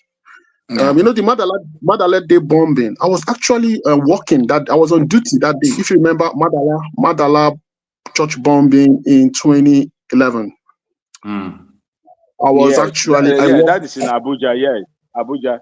I worked that day. I was actually I was on duty in Kubwa, Doctors of Charities Hospital, because they rushed the victims from Madala towards the center of Abuja, towards National Hospital. But some of them had to be brought to some of the hospitals that were on the way before they got to National Hospital. So I actually attended to some of the victims, and I'm going to tell you that they were all Igbos, the ones I met, and of course, it's a Catholic church. So let me just say that in passing, and we are the sacrificial lamb in Nigeria. When Nzogu and his group struck. They struck to save everybody in Nigeria. That is what they had in mind. They were saving the Hausas from the domination of the Caliphate. They were saving the thieves in the Middle Belt from the domination of the Caliphate. They were saving the Yorubas from the domination of the Caliphate because of what the Sultan was doing with Akintola and all these things. And then, of course, ultimately, they were also saving Igbos. That is what they thought. But at the end of everything, you see what happened. Now, their good intention was misconstrued, and all of a sudden, they pounced on us. And look at us after how many years? Millions of our people, innocent men and women, slaughtered in cold blood. These people from the Middle Belt, these so-called Christians that all of us are going up and are talking about, their leaders are still alive.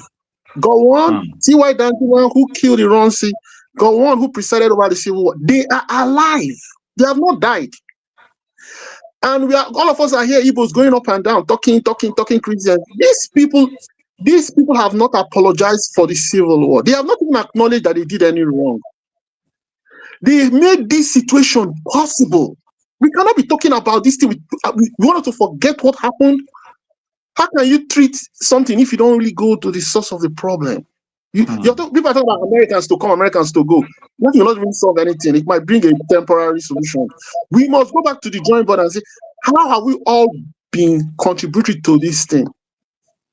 Now, when they had the massacre in Yelwata, and Tinubu visited the place, he did not actually get to the place, and he was it was not his will to visit. He has no choice because the pressure was getting on him. Okay. There was an occasion for wherever he went, where it was because of that maccacre.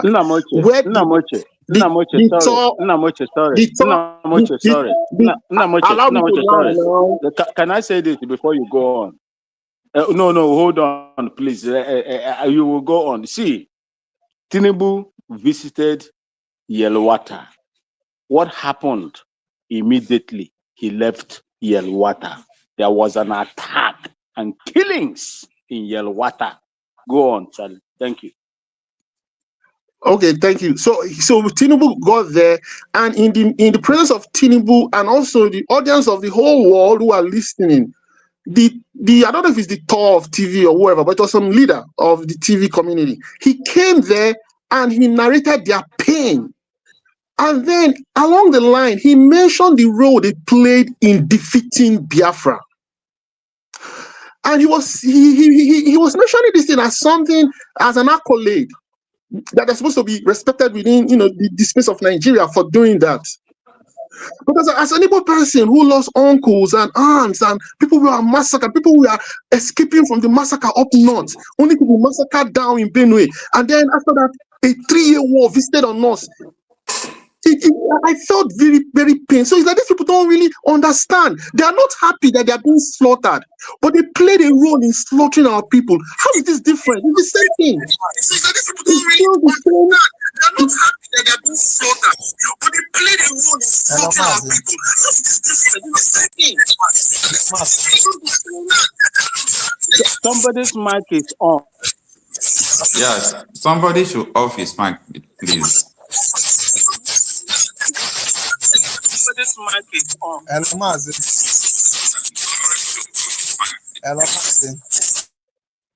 Okay. Yeah, I'm still here. There's background noise. So what I'm saying is that they are still jubilant that they defeated Igbo Biafrans. But now you want us to have a concerted effort to save them. How does it make sense? Because it's the same thing we're all running from. It's just that our own problem preceded theirs.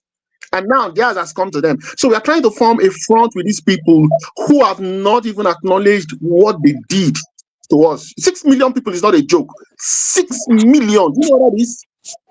So when I even talked about, okay, now Nnamdi Kanu has been put away by a Yoruba judge. People are not, nobody is rioting. The so-called Christians in the Middle Belt are not rioting. The so-called Hausas are not rioting. Nobody is protesting. Everybody has the same thing, that thing that we have in our nature as Black people. We are very wicked, we are very dishonest, and we don't really care about the other ethnic group. So that is what is playing out now. So someone like Nnamdi Kanu, who articulated the problem of indigenous Nigerians, he's locked up. So that brings me to the final thing I want to say. The problem in Nigeria is not even really religious. I'm telling you, it's ethnic. We don't care about religion that much. We just pretend. It is ethnic based. We do not care about people of other ethnicities. That is the truth. And so if you're looking for a solution, it should be along that line. People of similar ethnicity should try to save themselves from Nigeria by any means necessary. And it is what we as Igbos have chosen to do, to pursue Biafra. But we are being jeopardized and sabotaged by other ethnic groups. These same ethnic groups who are crying out now. And also your people. Exactly. Yeah, I agree. We also have internal people also jeopardizing us. So, yeah. Maggie, before I leave, I don't want to look. I'm really just concerned about people in the north. Because when Uzogu was interfering, he did not think. I think they brought it up to him. Ben Goulier, some people mentioned it to him, but they're going to think this is an Igbo coup. But he didn't worry too much about it. He said he wanted to do the right thing. And then you see the aftermath. Now the narrative is that Igbos, IPOB, that we have gone to bring the Americans to come and invade the Muslim world in the north and in Nigeria. That is the narrative being bandied now. So the Muslim world, remember, the Muslim world includes other Muslims around the whole world. They will call for a jihad, and they will say that it is the Igbo people who brought this upon them in Nigeria, and they will come after us. Who cares? So no, don't say who cares. Don't say that. This is what cost the 96 million. So listen, the white people in the north should leave, because once these people start coming in, they're going to start pouncing and start massacring them. Yeah, so you can say that. That's okay. So our Igbo people in the north should leave. And please don't say who cares. I care about every single person that has been killed and who is alive. I don't care about Nigerians. I care about Igbo people. So if Igbo people should leave the north, that's what I was going to say. Any solution we are profiling here, think about your brothers, Igbo people. It is Igbos that they are going the way Nigeria always finds a way to pit on Igbos. They will what about the Middle Belt that they are killing mercilessly? Let me ask you, okay, what about Gowon? Where is Gowon? Where is T.Y. Danjuma? Those are their leaders. They have billions and billions of money they've plundered from the resources of Biafra land. They just buy weapons and arm their people. Why do you have to worry about them? There's something I wanted to tell him briefly, less than a second, if you don't mind. Okay. Yeah, because he made reference to the fact. He said, first of all, he said that we are jumping up because of what is happening to the Middle Belt and stuff like that. Because in other words, that they supported when they were massacring us as Biafrans. Now, we are not doing it because of them, although it's partly because they are human beings, but we are doing it because these people, these jihadists, this caliphate, these terrorists, they are not massacring only the Middle Beltans who are Christians. They are massacring the Igbo too. Or do you not know that? And so don't think that Christopher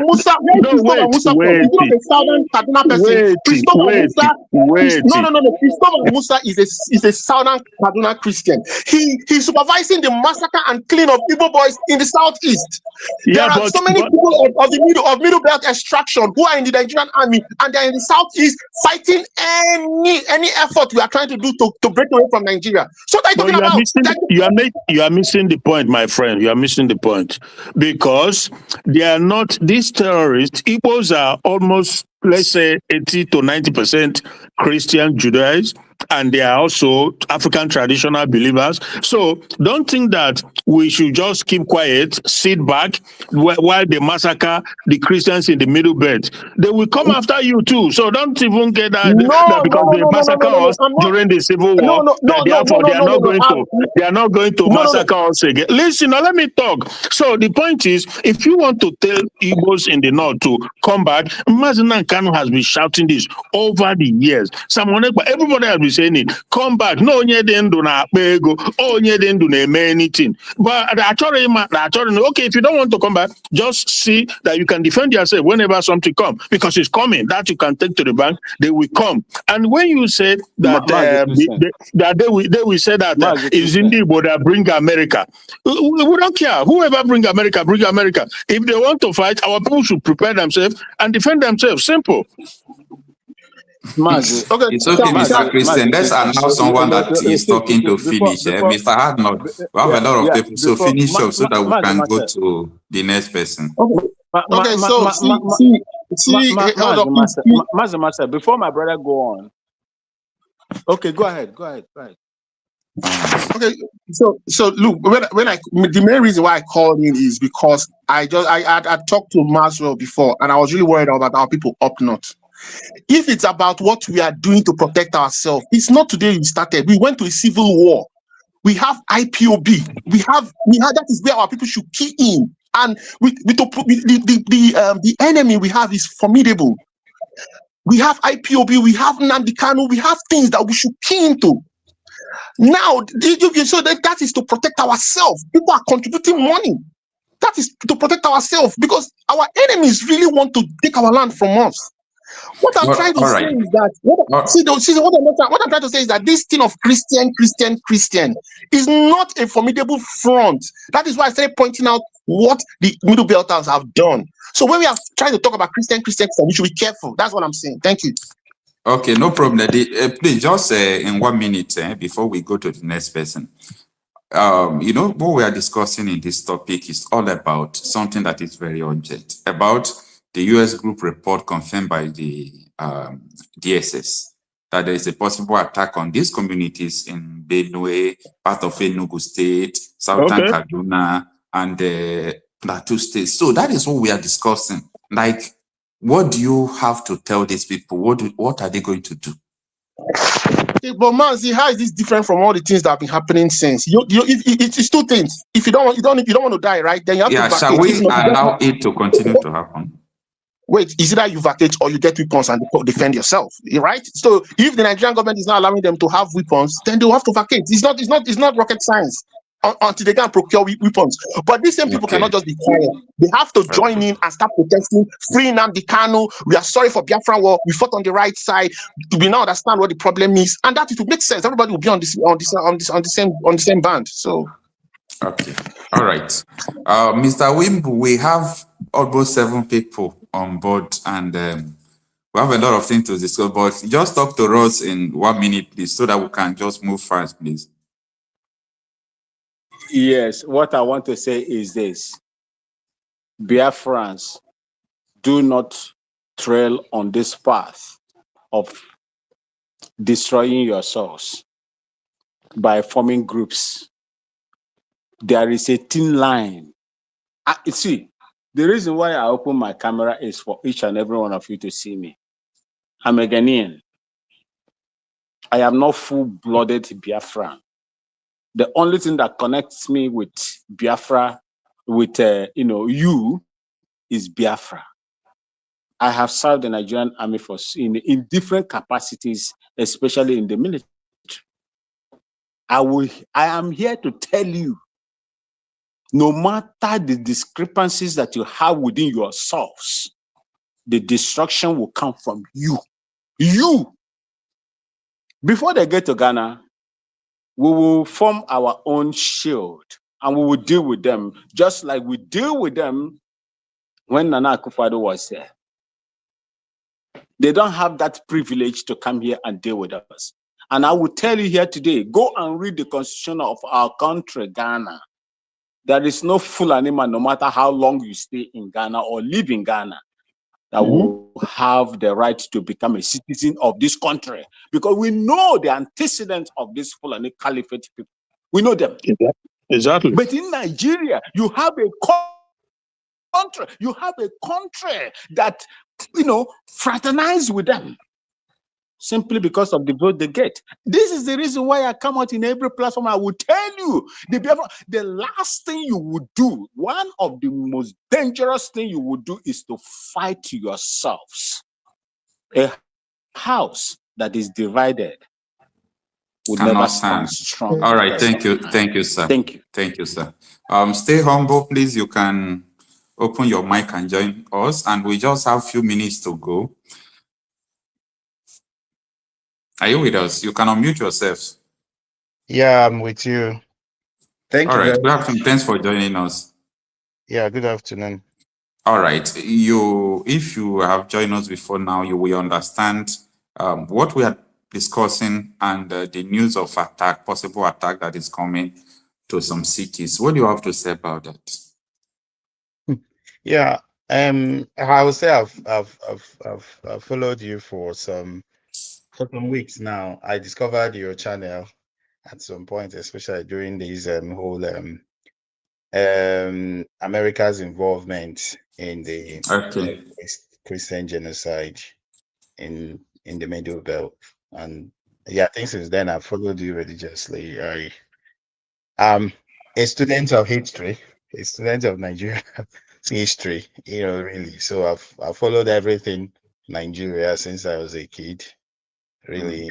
And I have been There is listening. no more history in Nigeria. They abolish it too. Yeah, it depends on what you call history, really, because when we talk about history, sometimes people would usually think about the books, but there are so many aspects of history, really.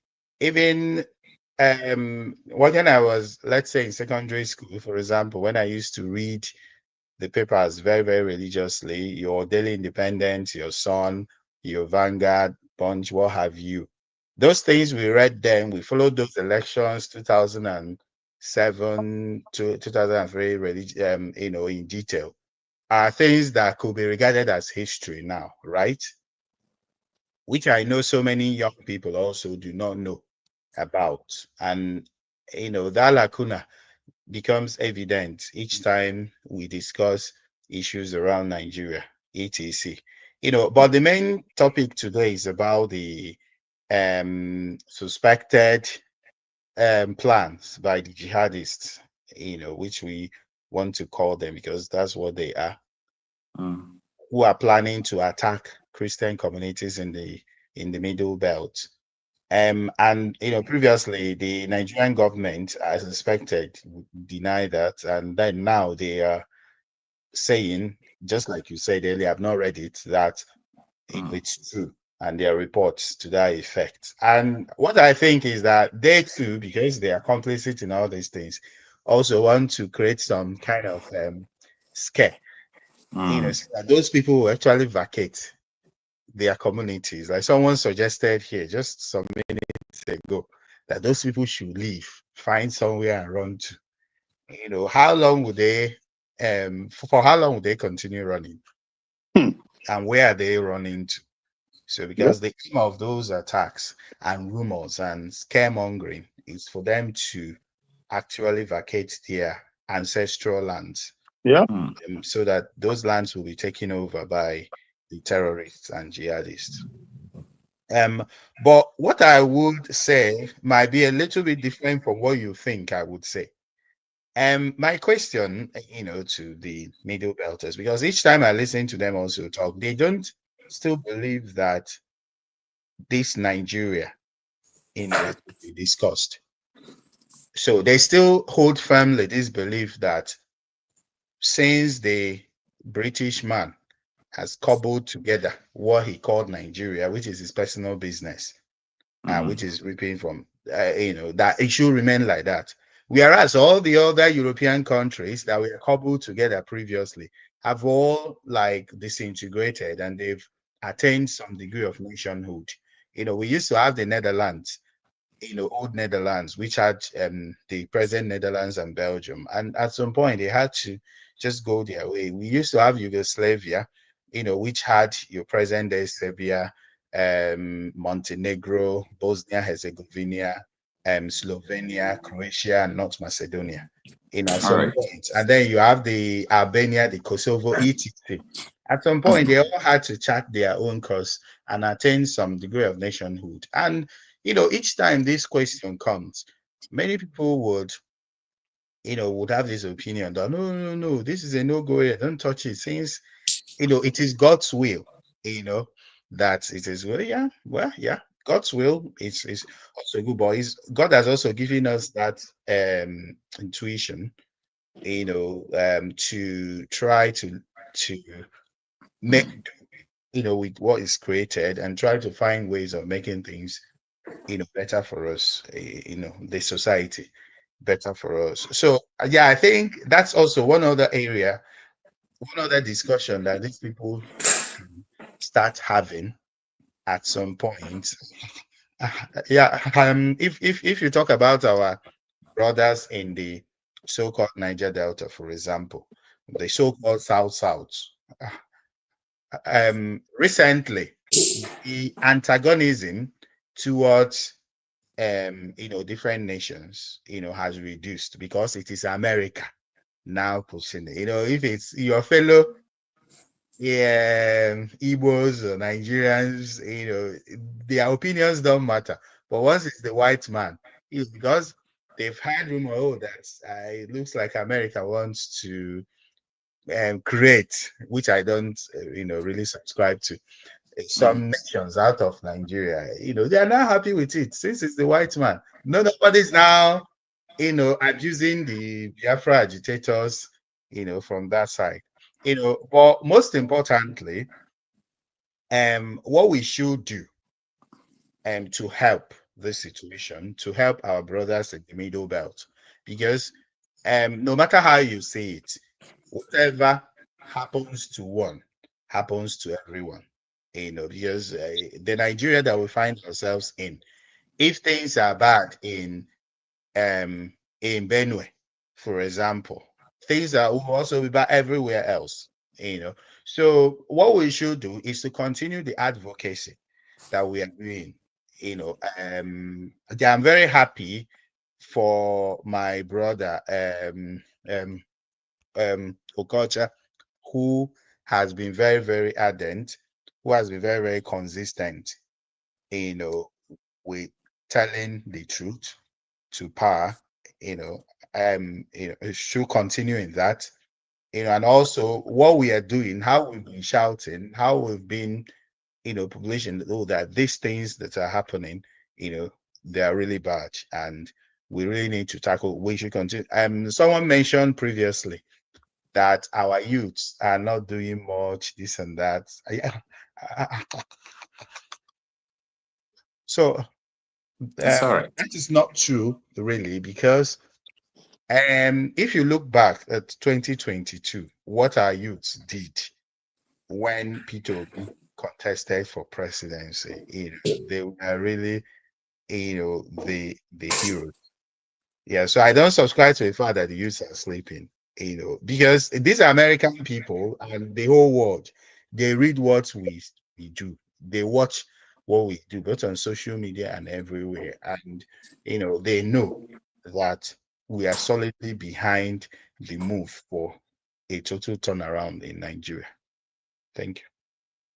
All right. Thank you so much, Stehon. I really appreciate your contribution. All right. Okay, Ambel, you can unmute yourself. Thanks for joining us. Good afternoon. Hello, can Maz. You hear me? I can hear you. Hello, Maz. Yeah, good afternoon, sir. Thanks for joining us. What do you want people from Benue State, people from Plateau State, Southern Kaduna, part of Enugu, what do you want them to do? Some persons are saying they should vacate, that people should read DSS report very well, that if your city is affected, they should vacate. But I said that more than vacating, you can't continue to be running. You should prepare to withstand these people when they come. And let us also be sounding this alarm about this attack. What you yourself have to say about this? Hello, Mazi. First of all, I want to appreciate you for what you do. Thank you. Yeah. Do you know that every day I watch you every day here in the United States, every morning? If I want to go and make my tea, I will pause it so that I don't miss anything going on in Nigeria. I appreciate that. Though I didn't leave the country when I was still a kid, I left when I'm already grown. I saw all these things firsthand.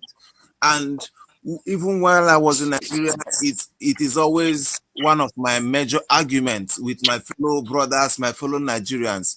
And I want to appreciate you once again. My wife is not a Nigerian, and every day she's watching this thing with me, and she asks me, why is it that the president cannot do something? And I keep telling her, the president is part of this issue, because before Tinubu became the president, he had an agreement with the Fulani herdsmen, even though I wasn't there, but the handwriting is already on the wall.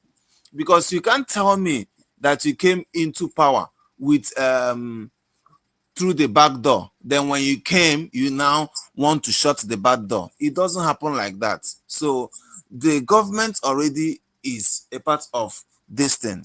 That's by the way.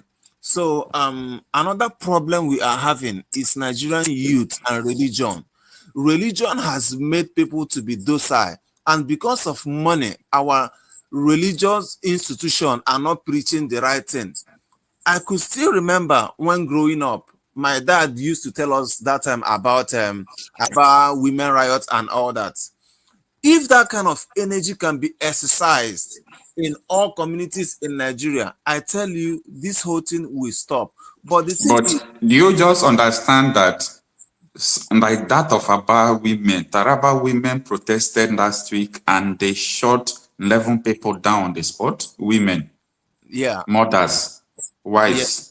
I saw it. Some women were protesting without clothes and all that. But let me tell you, they were gunned down by the soldiers who feel that what they are doing is haram.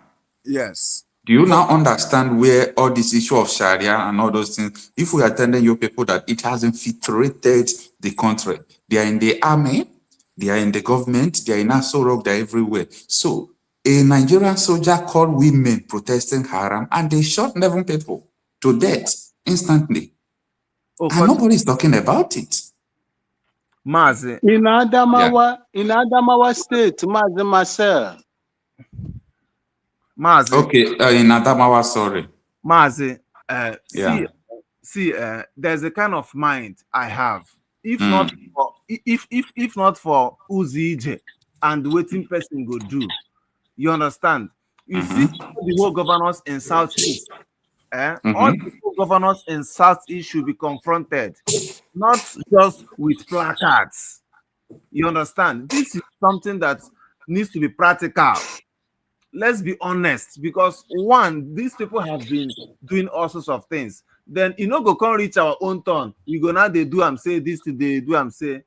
Israel takes the bull by the horn.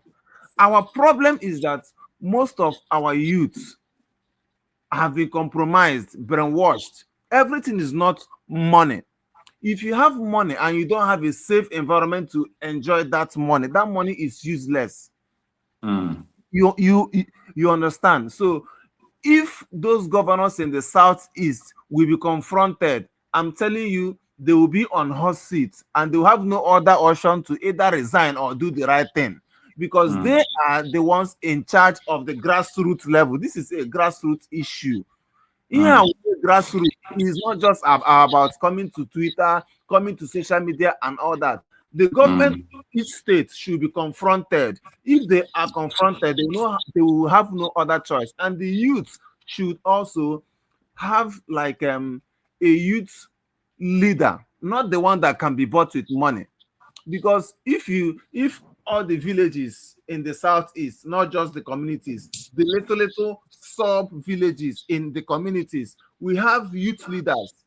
Those closer to the forest and all that. That is to start to do this protection, because at this point the people cannot do anything. They can't do anything because even America, I'm here in the United States, let me say it, even here in America has its own challenges already going on. And now this thing is politically motivated now, because Tinubu wants to go for his second term. He wants his second term to be sacrosanct. You understand? Now, Donald Trump coming in will lowball his authority in Nigeria. So Tinubu don't really want Donald Trump to come, because if Donald Trump want to come, he would have come a long time ago. I know what I'm saying. You understand? It's all right. So now, let me not waste the whole time. The problem is either they divide Nigeria into region. That will save this mess. Because even if America should come now and fight, are they fighting to make Nigeria a secular state, or are they fighting to kill terrorists? Because one, if Islam were to be another religion, I would say Nigeria can work. But Nigeria cannot work if Islam is involved. So either they share Nigeria into region, that is the only solution, or a government that will come and change that constitution. Because if that constitution is changed, anything anybody does outside of the constitution will not be criminal. But the constitution already is compromised. So some things that somebody will want to do, if they check, okay, just like Nnamdi Kanu is there, assuming the constitution is okay, Nnamdi Kanu will not be there in the first place. So it's either they change the constitution of Nigeria or they break Nigeria into regional governments. Any of these two, if they don't want to give Biafra, because Biafra is not going to, I don't see Biafra coming anytime soon. The only solution now is either they share Nigeria into region, like it was during the time of Ojukwu and all that, or if anybody can unseat Tinubu, the person should work on the constitution of Nigeria. These are my two opinions. Thank you, Okocha, and I'm still watching you on the TV, and I'm watching you on the phone now. And my wife is laying right beside me, and she's pissed because I don't watch any other thing other than Nigeria. That is to show you how fucked up it is making me. All right, thank you, my brother. I really appreciate you. Master, let me just use the 10 seconds to address the last speaker. See, I will always reference to my own position. I'm a Ghanaian. You are a Biafran. Your mother, your father are Biafrans. Biafra will come or will not come because of your actions and inactions. That is what I will tell you. If you fight for you are in the US, you have your documents, you are a citizen of the United States of Biafra. You have every right to do what the Middle Beltons, Reverend, what is his name? Ezekiel, that Choma, Reverend Anagbe did. They did not sit down. They came out, they cried, they complained to America, and America has responded to them. Biafra has not come because most of you in these areas, America is the land of authority, world authority. That is America. If you do not speak for your own people and your ancestral land, America will not come to speak for you. Go and you have representatives. You have congressmen in your county or in your state. Meet them, speak to them, write to them, to give them evidences of whatever that is going on in Biafra land. And they will respond to you because they respect human rights. Thank you. That is what I have to say to the last speaker. All right. We are very soon coming to an end. Let us see to you can unmute yourself and join us in this conversation. Hello. Yeah. Okocha, can you hear me? Yeah, I can hear you. Good afternoon, sir. Thanks for joining us. Thank you. Finally, I'm here. Okocha, first of all, I am going to say thank you very much for the good job that you are doing. Thank you. Yes, because if not what you are doing now, people will not be gathering here and be seeking for opinion and other things. Exactly what Mazin Nnamdi Kanu is doing. But I applaud you because not everybody is a coward. Some people have to take the bull by the horn. I myself am not a coward. That's why I speak in anywhere I go to defend my people. But not Igbo man that I'm going to defend. Sorry about. Don't get me wrong. Not every Igbo man I'm going to defend. I'm going to defend the ones that have their brain intact. Okay. Now let's go to the reason why I'm here. And your topic today. Believe you me, they will attack the Christian and kill them. Nothing will happen in Nigeria. I'm telling you. And I don't want in a situation where people will say people should evacuate. That's a statement of a coward. You shouldn't vacate your land. That is exactly what they want you to do. Put those fears and they will get you right there. People need to stand up and fight. Okay? Fight to the end. I remember when Donald Trump was shot, he was asking his supporters and America to fight. To fight. That is a statement of a brave man, not a coward. Yeah. Now, Okocha, I will be saying something. Believe you me, God knows when some of the people who have their brain intact have been saying that Nigeria has gone to the hand of the terrorist Fulanis. You can remember that Commodore. That Commodore had been playing his music, interview. Yes, Kula Olaomi. That one should have been a time bomb if Nigeria was a country. He should have set an example. That one did not set an example. Another one when they went to the Nigeria Defense Academy and killed a general in their cold blood. That one could have sent an atomic bomb in Nigeria, but he didn't. Do you know that America can go to war because of one of their citizens being killed? We all know this. America can go to war. But Nigeria is a place which the Fulanis have captured. Nobody should. I will not come here to deceive myself. 100%. They have been planning this thing for. Look at when Usman Danfodio, or what is the name of that terrorist? The Fulanis are very patient in doing what they are doing. Okay, I read them. I understand their handwriting and what they are going. They came. They throw one leg in the ocean. If that ocean is deep, they will go back and plan what they will use to cross it. When the ocean is not deep, they will throw the next leg and then keep going. And they have to, make sure they get what they want. Now, they have been planning all these things and Nigerians have been sleeping for God knows no when. And now they have captured Nigeria.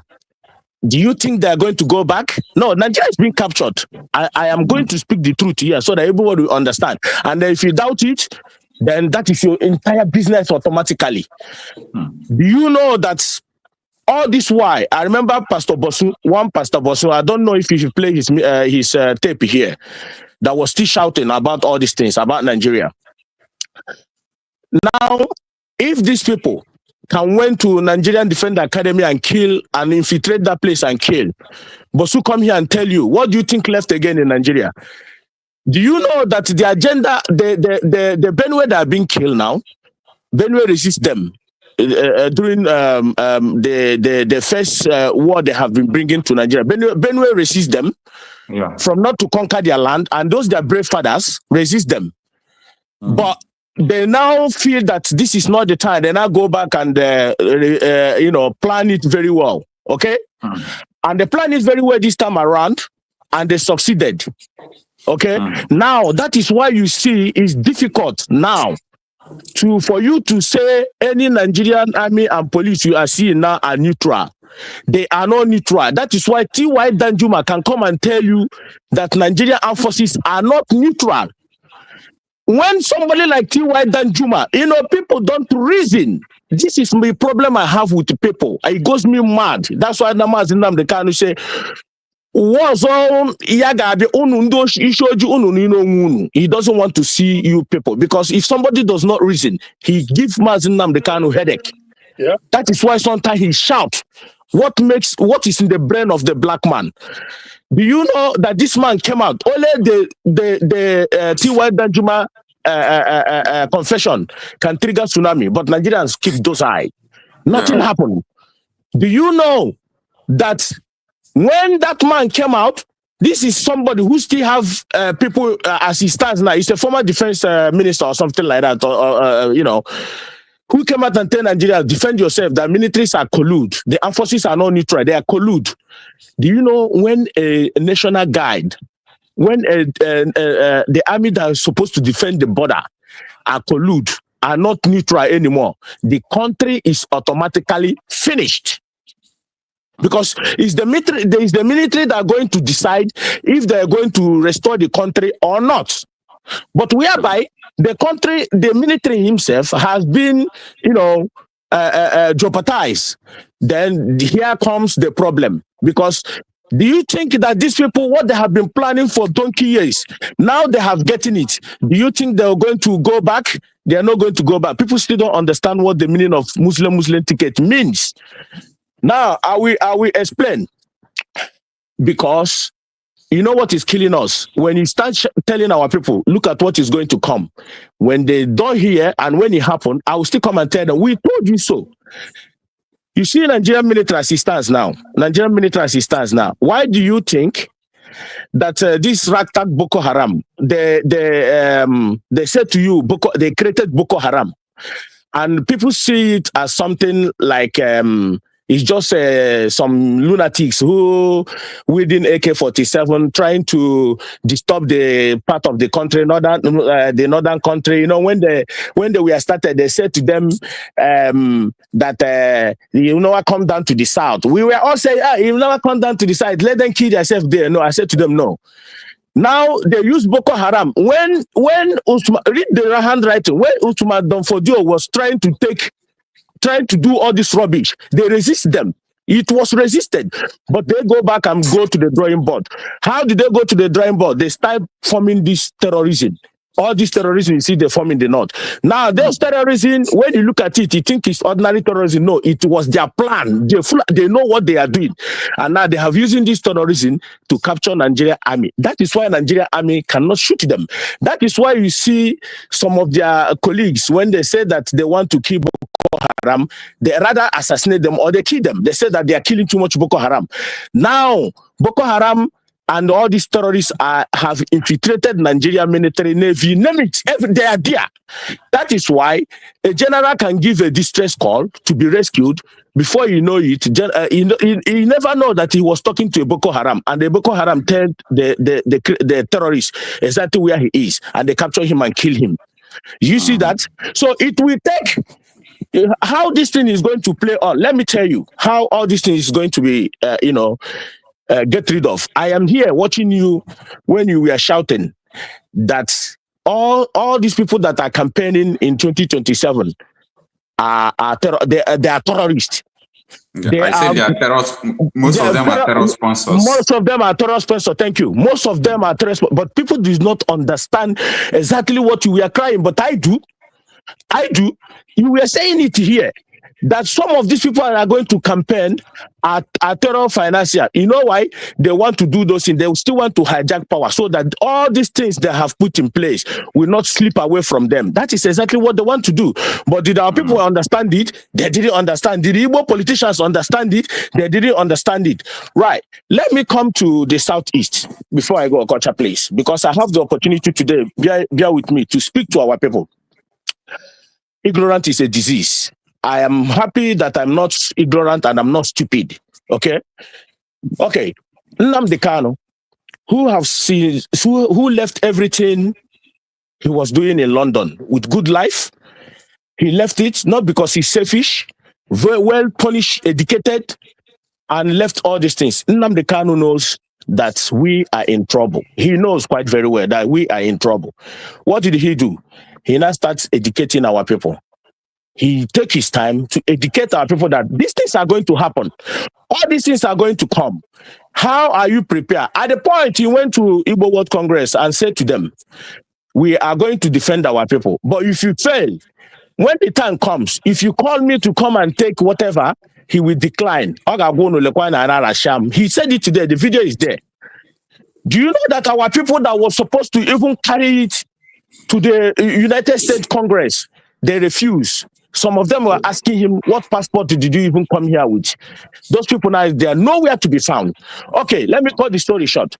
Do you know that the man who single-handedly formed ESM to checkmate these Fulanis, these terrorist marauders, these killers, these barbarians, these blood-sucking demon Fulani terrorists, Nnamdi Kanu wrote Igbo politicians, Igbo governors, make sure you single-handedly create securities to checkmate these people, stop them from killing our mothers, raping our sisters. The video, you see, everybody have keep quiet now because they don't see those videos no more where these people were doing all manner of rubbish in our land. They don't see it no more. It looks like nothing is happening again. He begged them, wrote letter to, that's why I said to them, publish the letter Nnamdi Kanu, wrote to you people so that the world will see. Not just he just wake up and form his Eastern Security Network. He knows that these people are cowards. They are not going to do nothing. Every Igbo politicians you see have his own boyfriend in the north. They all wear pampas. I speak to you now what I know. Now, they refuse. You know what they call them? Their boyfriend in the north said to them, nah, don't worry about that. Don't form any security. Nnamdi Kanu know exactly what he was doing. He formed ESM to checkmate these people. ESM, single-hand, in fact, these guys do a wonderful, absolutely job. We can test it. Everybody can testify of this, except the ignorant one. They drove these people away from Biafra land. Even Mieti Allah was even shouting their own terrorists to leave, some of their terrorists to leave Igbo land. It's on news. Mieti Allah was begging them to leave, that place was hot to them. Because who chased them away? It was ESM who did that job. First, Nnamdi Kanu said to them, do not touch any Fulani man that is doing his legitimate business. But you see these people that are with AK-47, these terrorists, chase them away.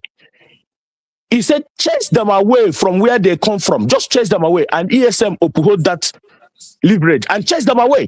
They've been chased away. But guess what? Who bring them back? It was Igbo, the same Igbo politicians. Ike Ekpa and co. That's why God are punishing them. Therefore, Mahi, Hope Uzodema, Ugwani, name them. And some Ohanes and Igbo politicians, they went and brought the killers back in our land. These are the killers you see now. We are all finding solution to chase them away again. Because instead of them to turn blind eyes and leave ESM to do their work, they begin to, bring military, DSS, army, whatever they have to be killing the people who came to kill us. The same people now that Nigerians are finding solutions. Look at senators saying they have come to their neck. This, that. Somebody that you put in jail, find a solution to checkmate these people in their own land. Then you throw Nnamdi Kanu in jail. Somebody who forms security to checkmate these people. Now you throw him in jail. That is why I said that our people in America, some of them are so useless. Sorry to say this, but it's the truth. They feel that coming on social media to yap is the only answer. You have your representative. How did Dachumo make his voice heard? Because the man have evidence of evidence, piling it. And when the time comes, he strike. And America begin to see. America work with evidence. And they have seen that this man have everything he was doing. And the people of Benue, we are writing, not the Igbo. Let me be honest with you. It wasn't the Igbo people who wrote anything about him. It was the Benue people. The Plateaus who wrote Okocha, if I'm not saying anything lie here. I can't lie. No, you are including the new INEC chairman. The new INEC chairman wrote. Of course. Also 2021. I am exactly. aware of that. Now they wrote these people, and these people had their cry. Even some of their bishops in America, they had their cry. How do you get the American population? How do you get to the American senators? You have to lobby. You have to do. That was exactly what Nnamdi Kanu was doing, paying a whole very huge of money, lobbying them to see. We all know what they told him. The same thing Nnamdi Kanu told them. That is what they see now. But quite unfortunately, they came to Benue. They have seen the evidence they have looking for. But what is the Igbo politicians doing about these things that you see happening? Because it's going to boomerang. We all see this thing now, looking at it as if, these people are in our land. They are there. They are there waiting patiently. You know what they are doing now? They are picking our people one by one, killing them one by one. That is what they are doing. As I speak to you now, go and check. In Igbo land, you see a youth goes out, you will never see him. If you want to know what I'm saying, look at Nosonkwa handwriting. Tomorrow you will see missing people. missing person. The next time you see missing person, this is how they are picking our people, killing them one by one. But we have politicians, we have governors, we have PGs, we have Igwes. They do absolutely nothing because when they can't speak, you know why? Because when you have committed your hand with some evil, when you have eaten the blood money, you have no say whatsoever again. You have no say. You can't turn back.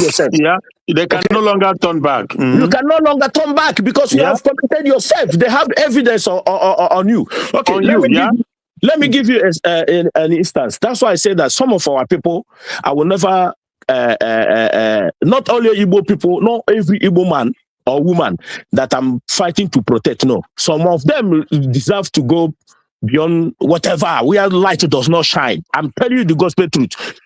Do you know that these people, the Fulanis, took their time to, do all manner of evil in the southeast? Do you know what they did?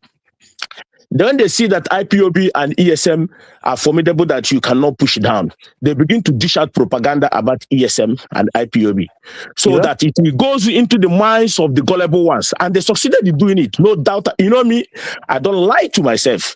They succeeded in doing that.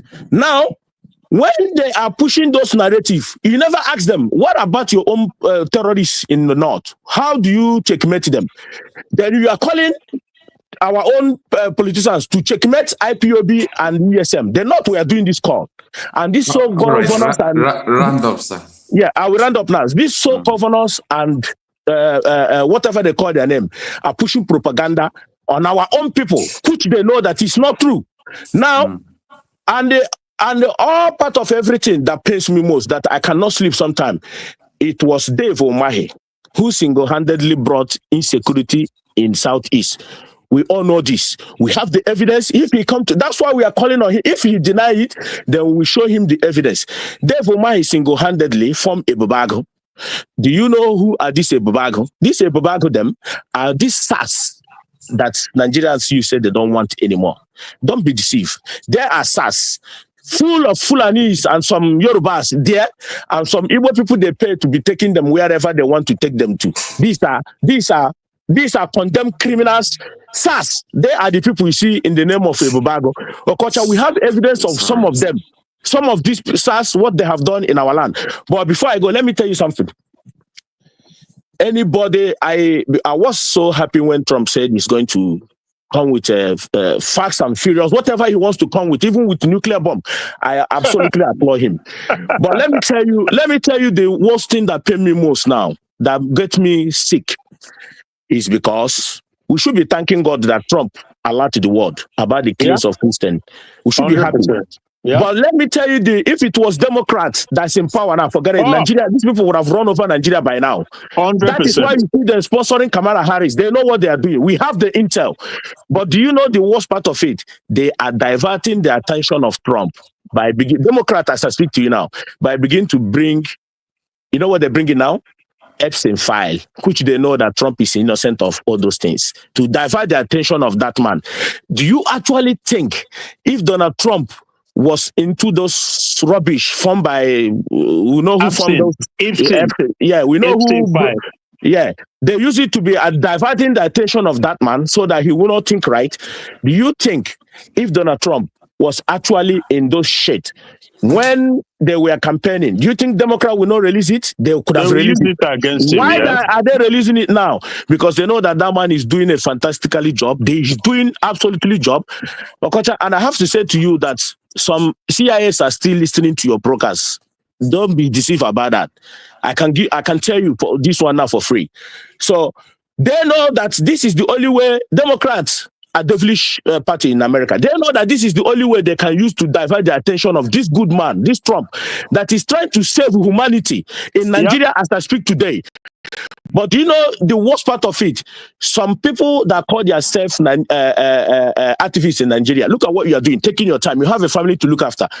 What they do is they will tell you about people, their husband is being run away. Anytime they bring a good topic to fight, you will see somebody from nowhere will tell you to go, let's start and go and cleaning the street that meant for government that's supposed to clean. VDM, And you pay the money. No, I don't call them. Don't just call them here. I don't call them. I'm just giving you. It's not that I'm afraid. Because Okocha is a very well popular person now. When they brought a very good something to discuss, you will see somebody will bring somebody that his wife is being divorced. They will tell you that somebody is being they will distract the advantage that we have to let the international community know. But the international community itself are still doubting that Nigerians are useless. They're saying it. How can this something like this be happening and everybody keep quiet? This is what they are saying. If not because of Trump who put this pressure, do you think that these people are ready even to discuss it in the house of the Akpagmaya parliament or whatever they call themselves? Do you think Akpabio, we told you that Trump is on their neck? They will never discuss it. They all want you to die so that they will complete their mission. Now, let me go to Ngige. Oh, goodness me. The Southeast have to wake up. Because the Igbo politicians have sold their hand into blood. You know what they're using against them? You know, the late Ifeanyi Oba was trying to be assassinated. Nobody investigated it. Now, Ngige, failed assassination. If Ngige assassination was successful, they will say it's IPOB and the ESM. That is what they will bear it. But look at the people that trying to assassinate Ngige now are the people holding him. Do you see how he plays? Our people should wake up. Because you know why? These Eastern politicians brought in devilish killers in our land, thinking they want to, smear Nnamdi Kanu. They want to rubbish him. They want to do everything to destroy IPOB and the ESM. They now pack criminals and condemn criminals in our land, thinking that, let's stop Nnamdi Kanu. Now they can't speak about it. Even with Asari Dokubo boys, they brought it there. We all know what they are doing. We know what they are doing. They brought all these people to smear Nnamdi Kanu, to destroy, everything, so that when our people hear ESM and IPOB, it will become taboo. But the wise ones are still there. Okay? So that is exactly what they want to do. Now, I am asking Igbo politicians, can you please guidely remove all those criminals you bring in Igbo land so that there will be peace? And then I hate when people, an elderly man, somebody who said that he's learned, if they were being interviewed, you will come up on national television that the world are listening, say, release Nnamdi Kanu so there will be peace in Southeast. You are a criminal. There was a peace in the Southeast. They should stop sending this narrative. Stop releasing Nnamdi Kanu so there will be peace in the Southeast. When you are saying all these things, you are more fueling more atrocity, so that these people will be committing more atrocity, thinking there is insecurity in the Southeast. There is no insecurity in the Southeast. The insecurity in the Southeast is seeing. It was Dave Omahe and Hope Uzodinma and some Igbo politicians that manufacture it and keep it there for their own selfish reason. Okocha, I would have saved more, but thank you very much. I do appreciate you for giving me this opportunity. All right. There is something I wanted to tell you, but it's not for public consumption. I am being very careful, so we will talk about that on WhatsApp. Okay. All right. Everything that has a beginning must surely have an end. Of course. We are supposed to be coming to the end of the program. I don't know whether I've brought Mr. Greg in, and I still have many people on the studio, like Festus, Benox, Oba. I think I will beg for pardon for them to join us tomorrow as well. I don't really know. But Mr. Greg, I don't know if you have spoken to us before. I just let me just add 1 minute, then I go in. I'm a very patient person. I give people time. Okay. Yes. Thank you one more time. I just want to add a little bit something to this my brother's submission.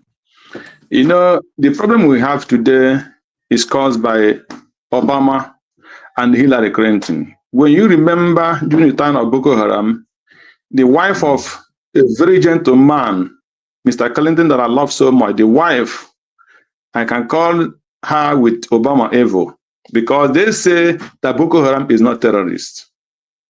So they contributed to what is happening to us today.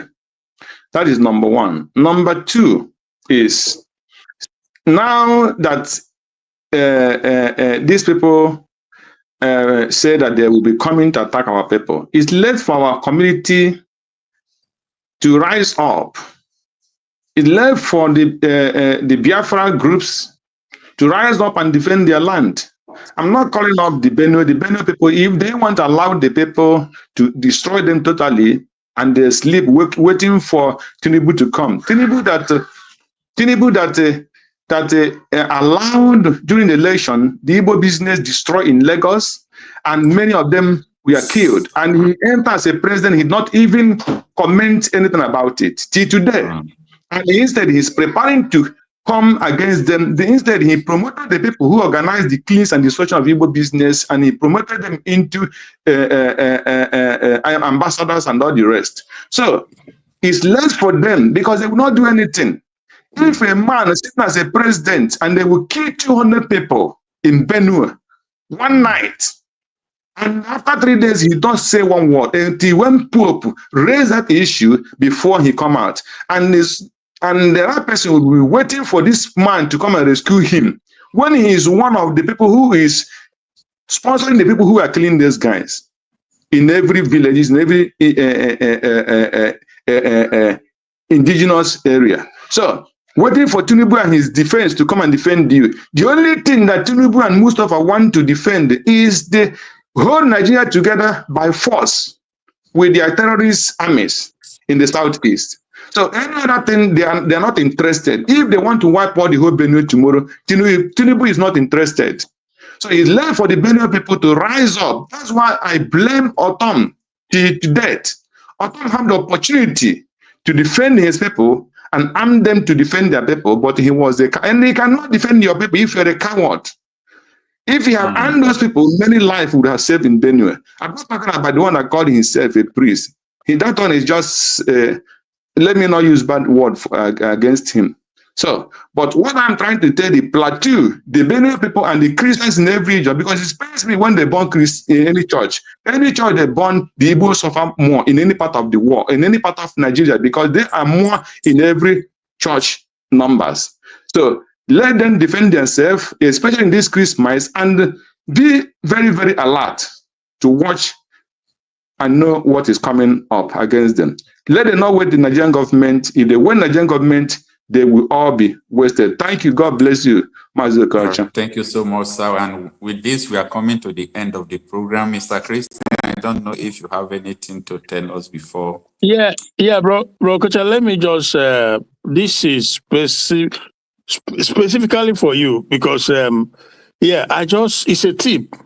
So I want to, the information, the intelligent information that goes out about the planned massacre in this Christmas. Trump's administration and the congressmen, Republican, they've been briefed on it. And they have been briefed on it. I'm aware of that. And this Tinubu administration has been put on the spot.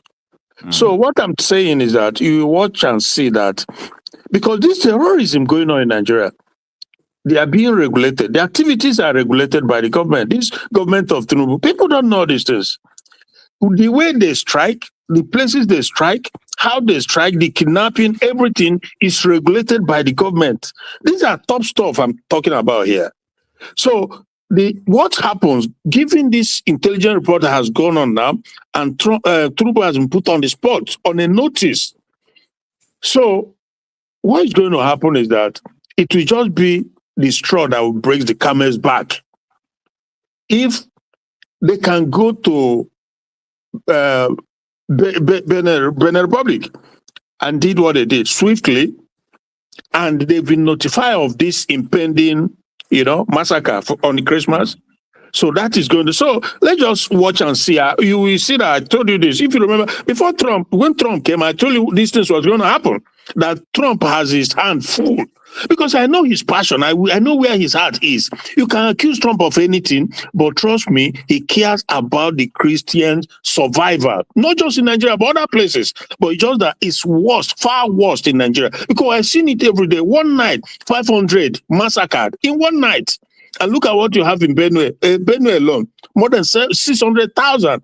So the thing is, yeah, but let me just leave you because It's all right. Yeah. You did so much today. Thank you, my brother. God bless. And I will see you again. Okay. Thank you so much. Please, for those of you who I'm unable to bring to the screen, let us do that tomorrow, okay? Thank you, everyone, for joining us. And don't forget that your life matters and your life is one. So do everything possible just to be alive. You know, when the liberation will come, if possible, when America is going to intervene, and when things will get better, if you are not alive, you are not alive, and nothing is going to happen. So do everything possible for you to be alive. And don't forget that being alive does not mean that you are going to be running up and down, running away from all these things. People who are running are being killed. People who are in the church are being killed. Now, people who are sleeping are being killed. So part of doing something to stay alive is to defending yourself. Anyway, see you on my next video. Please be safe. Compliments of the season.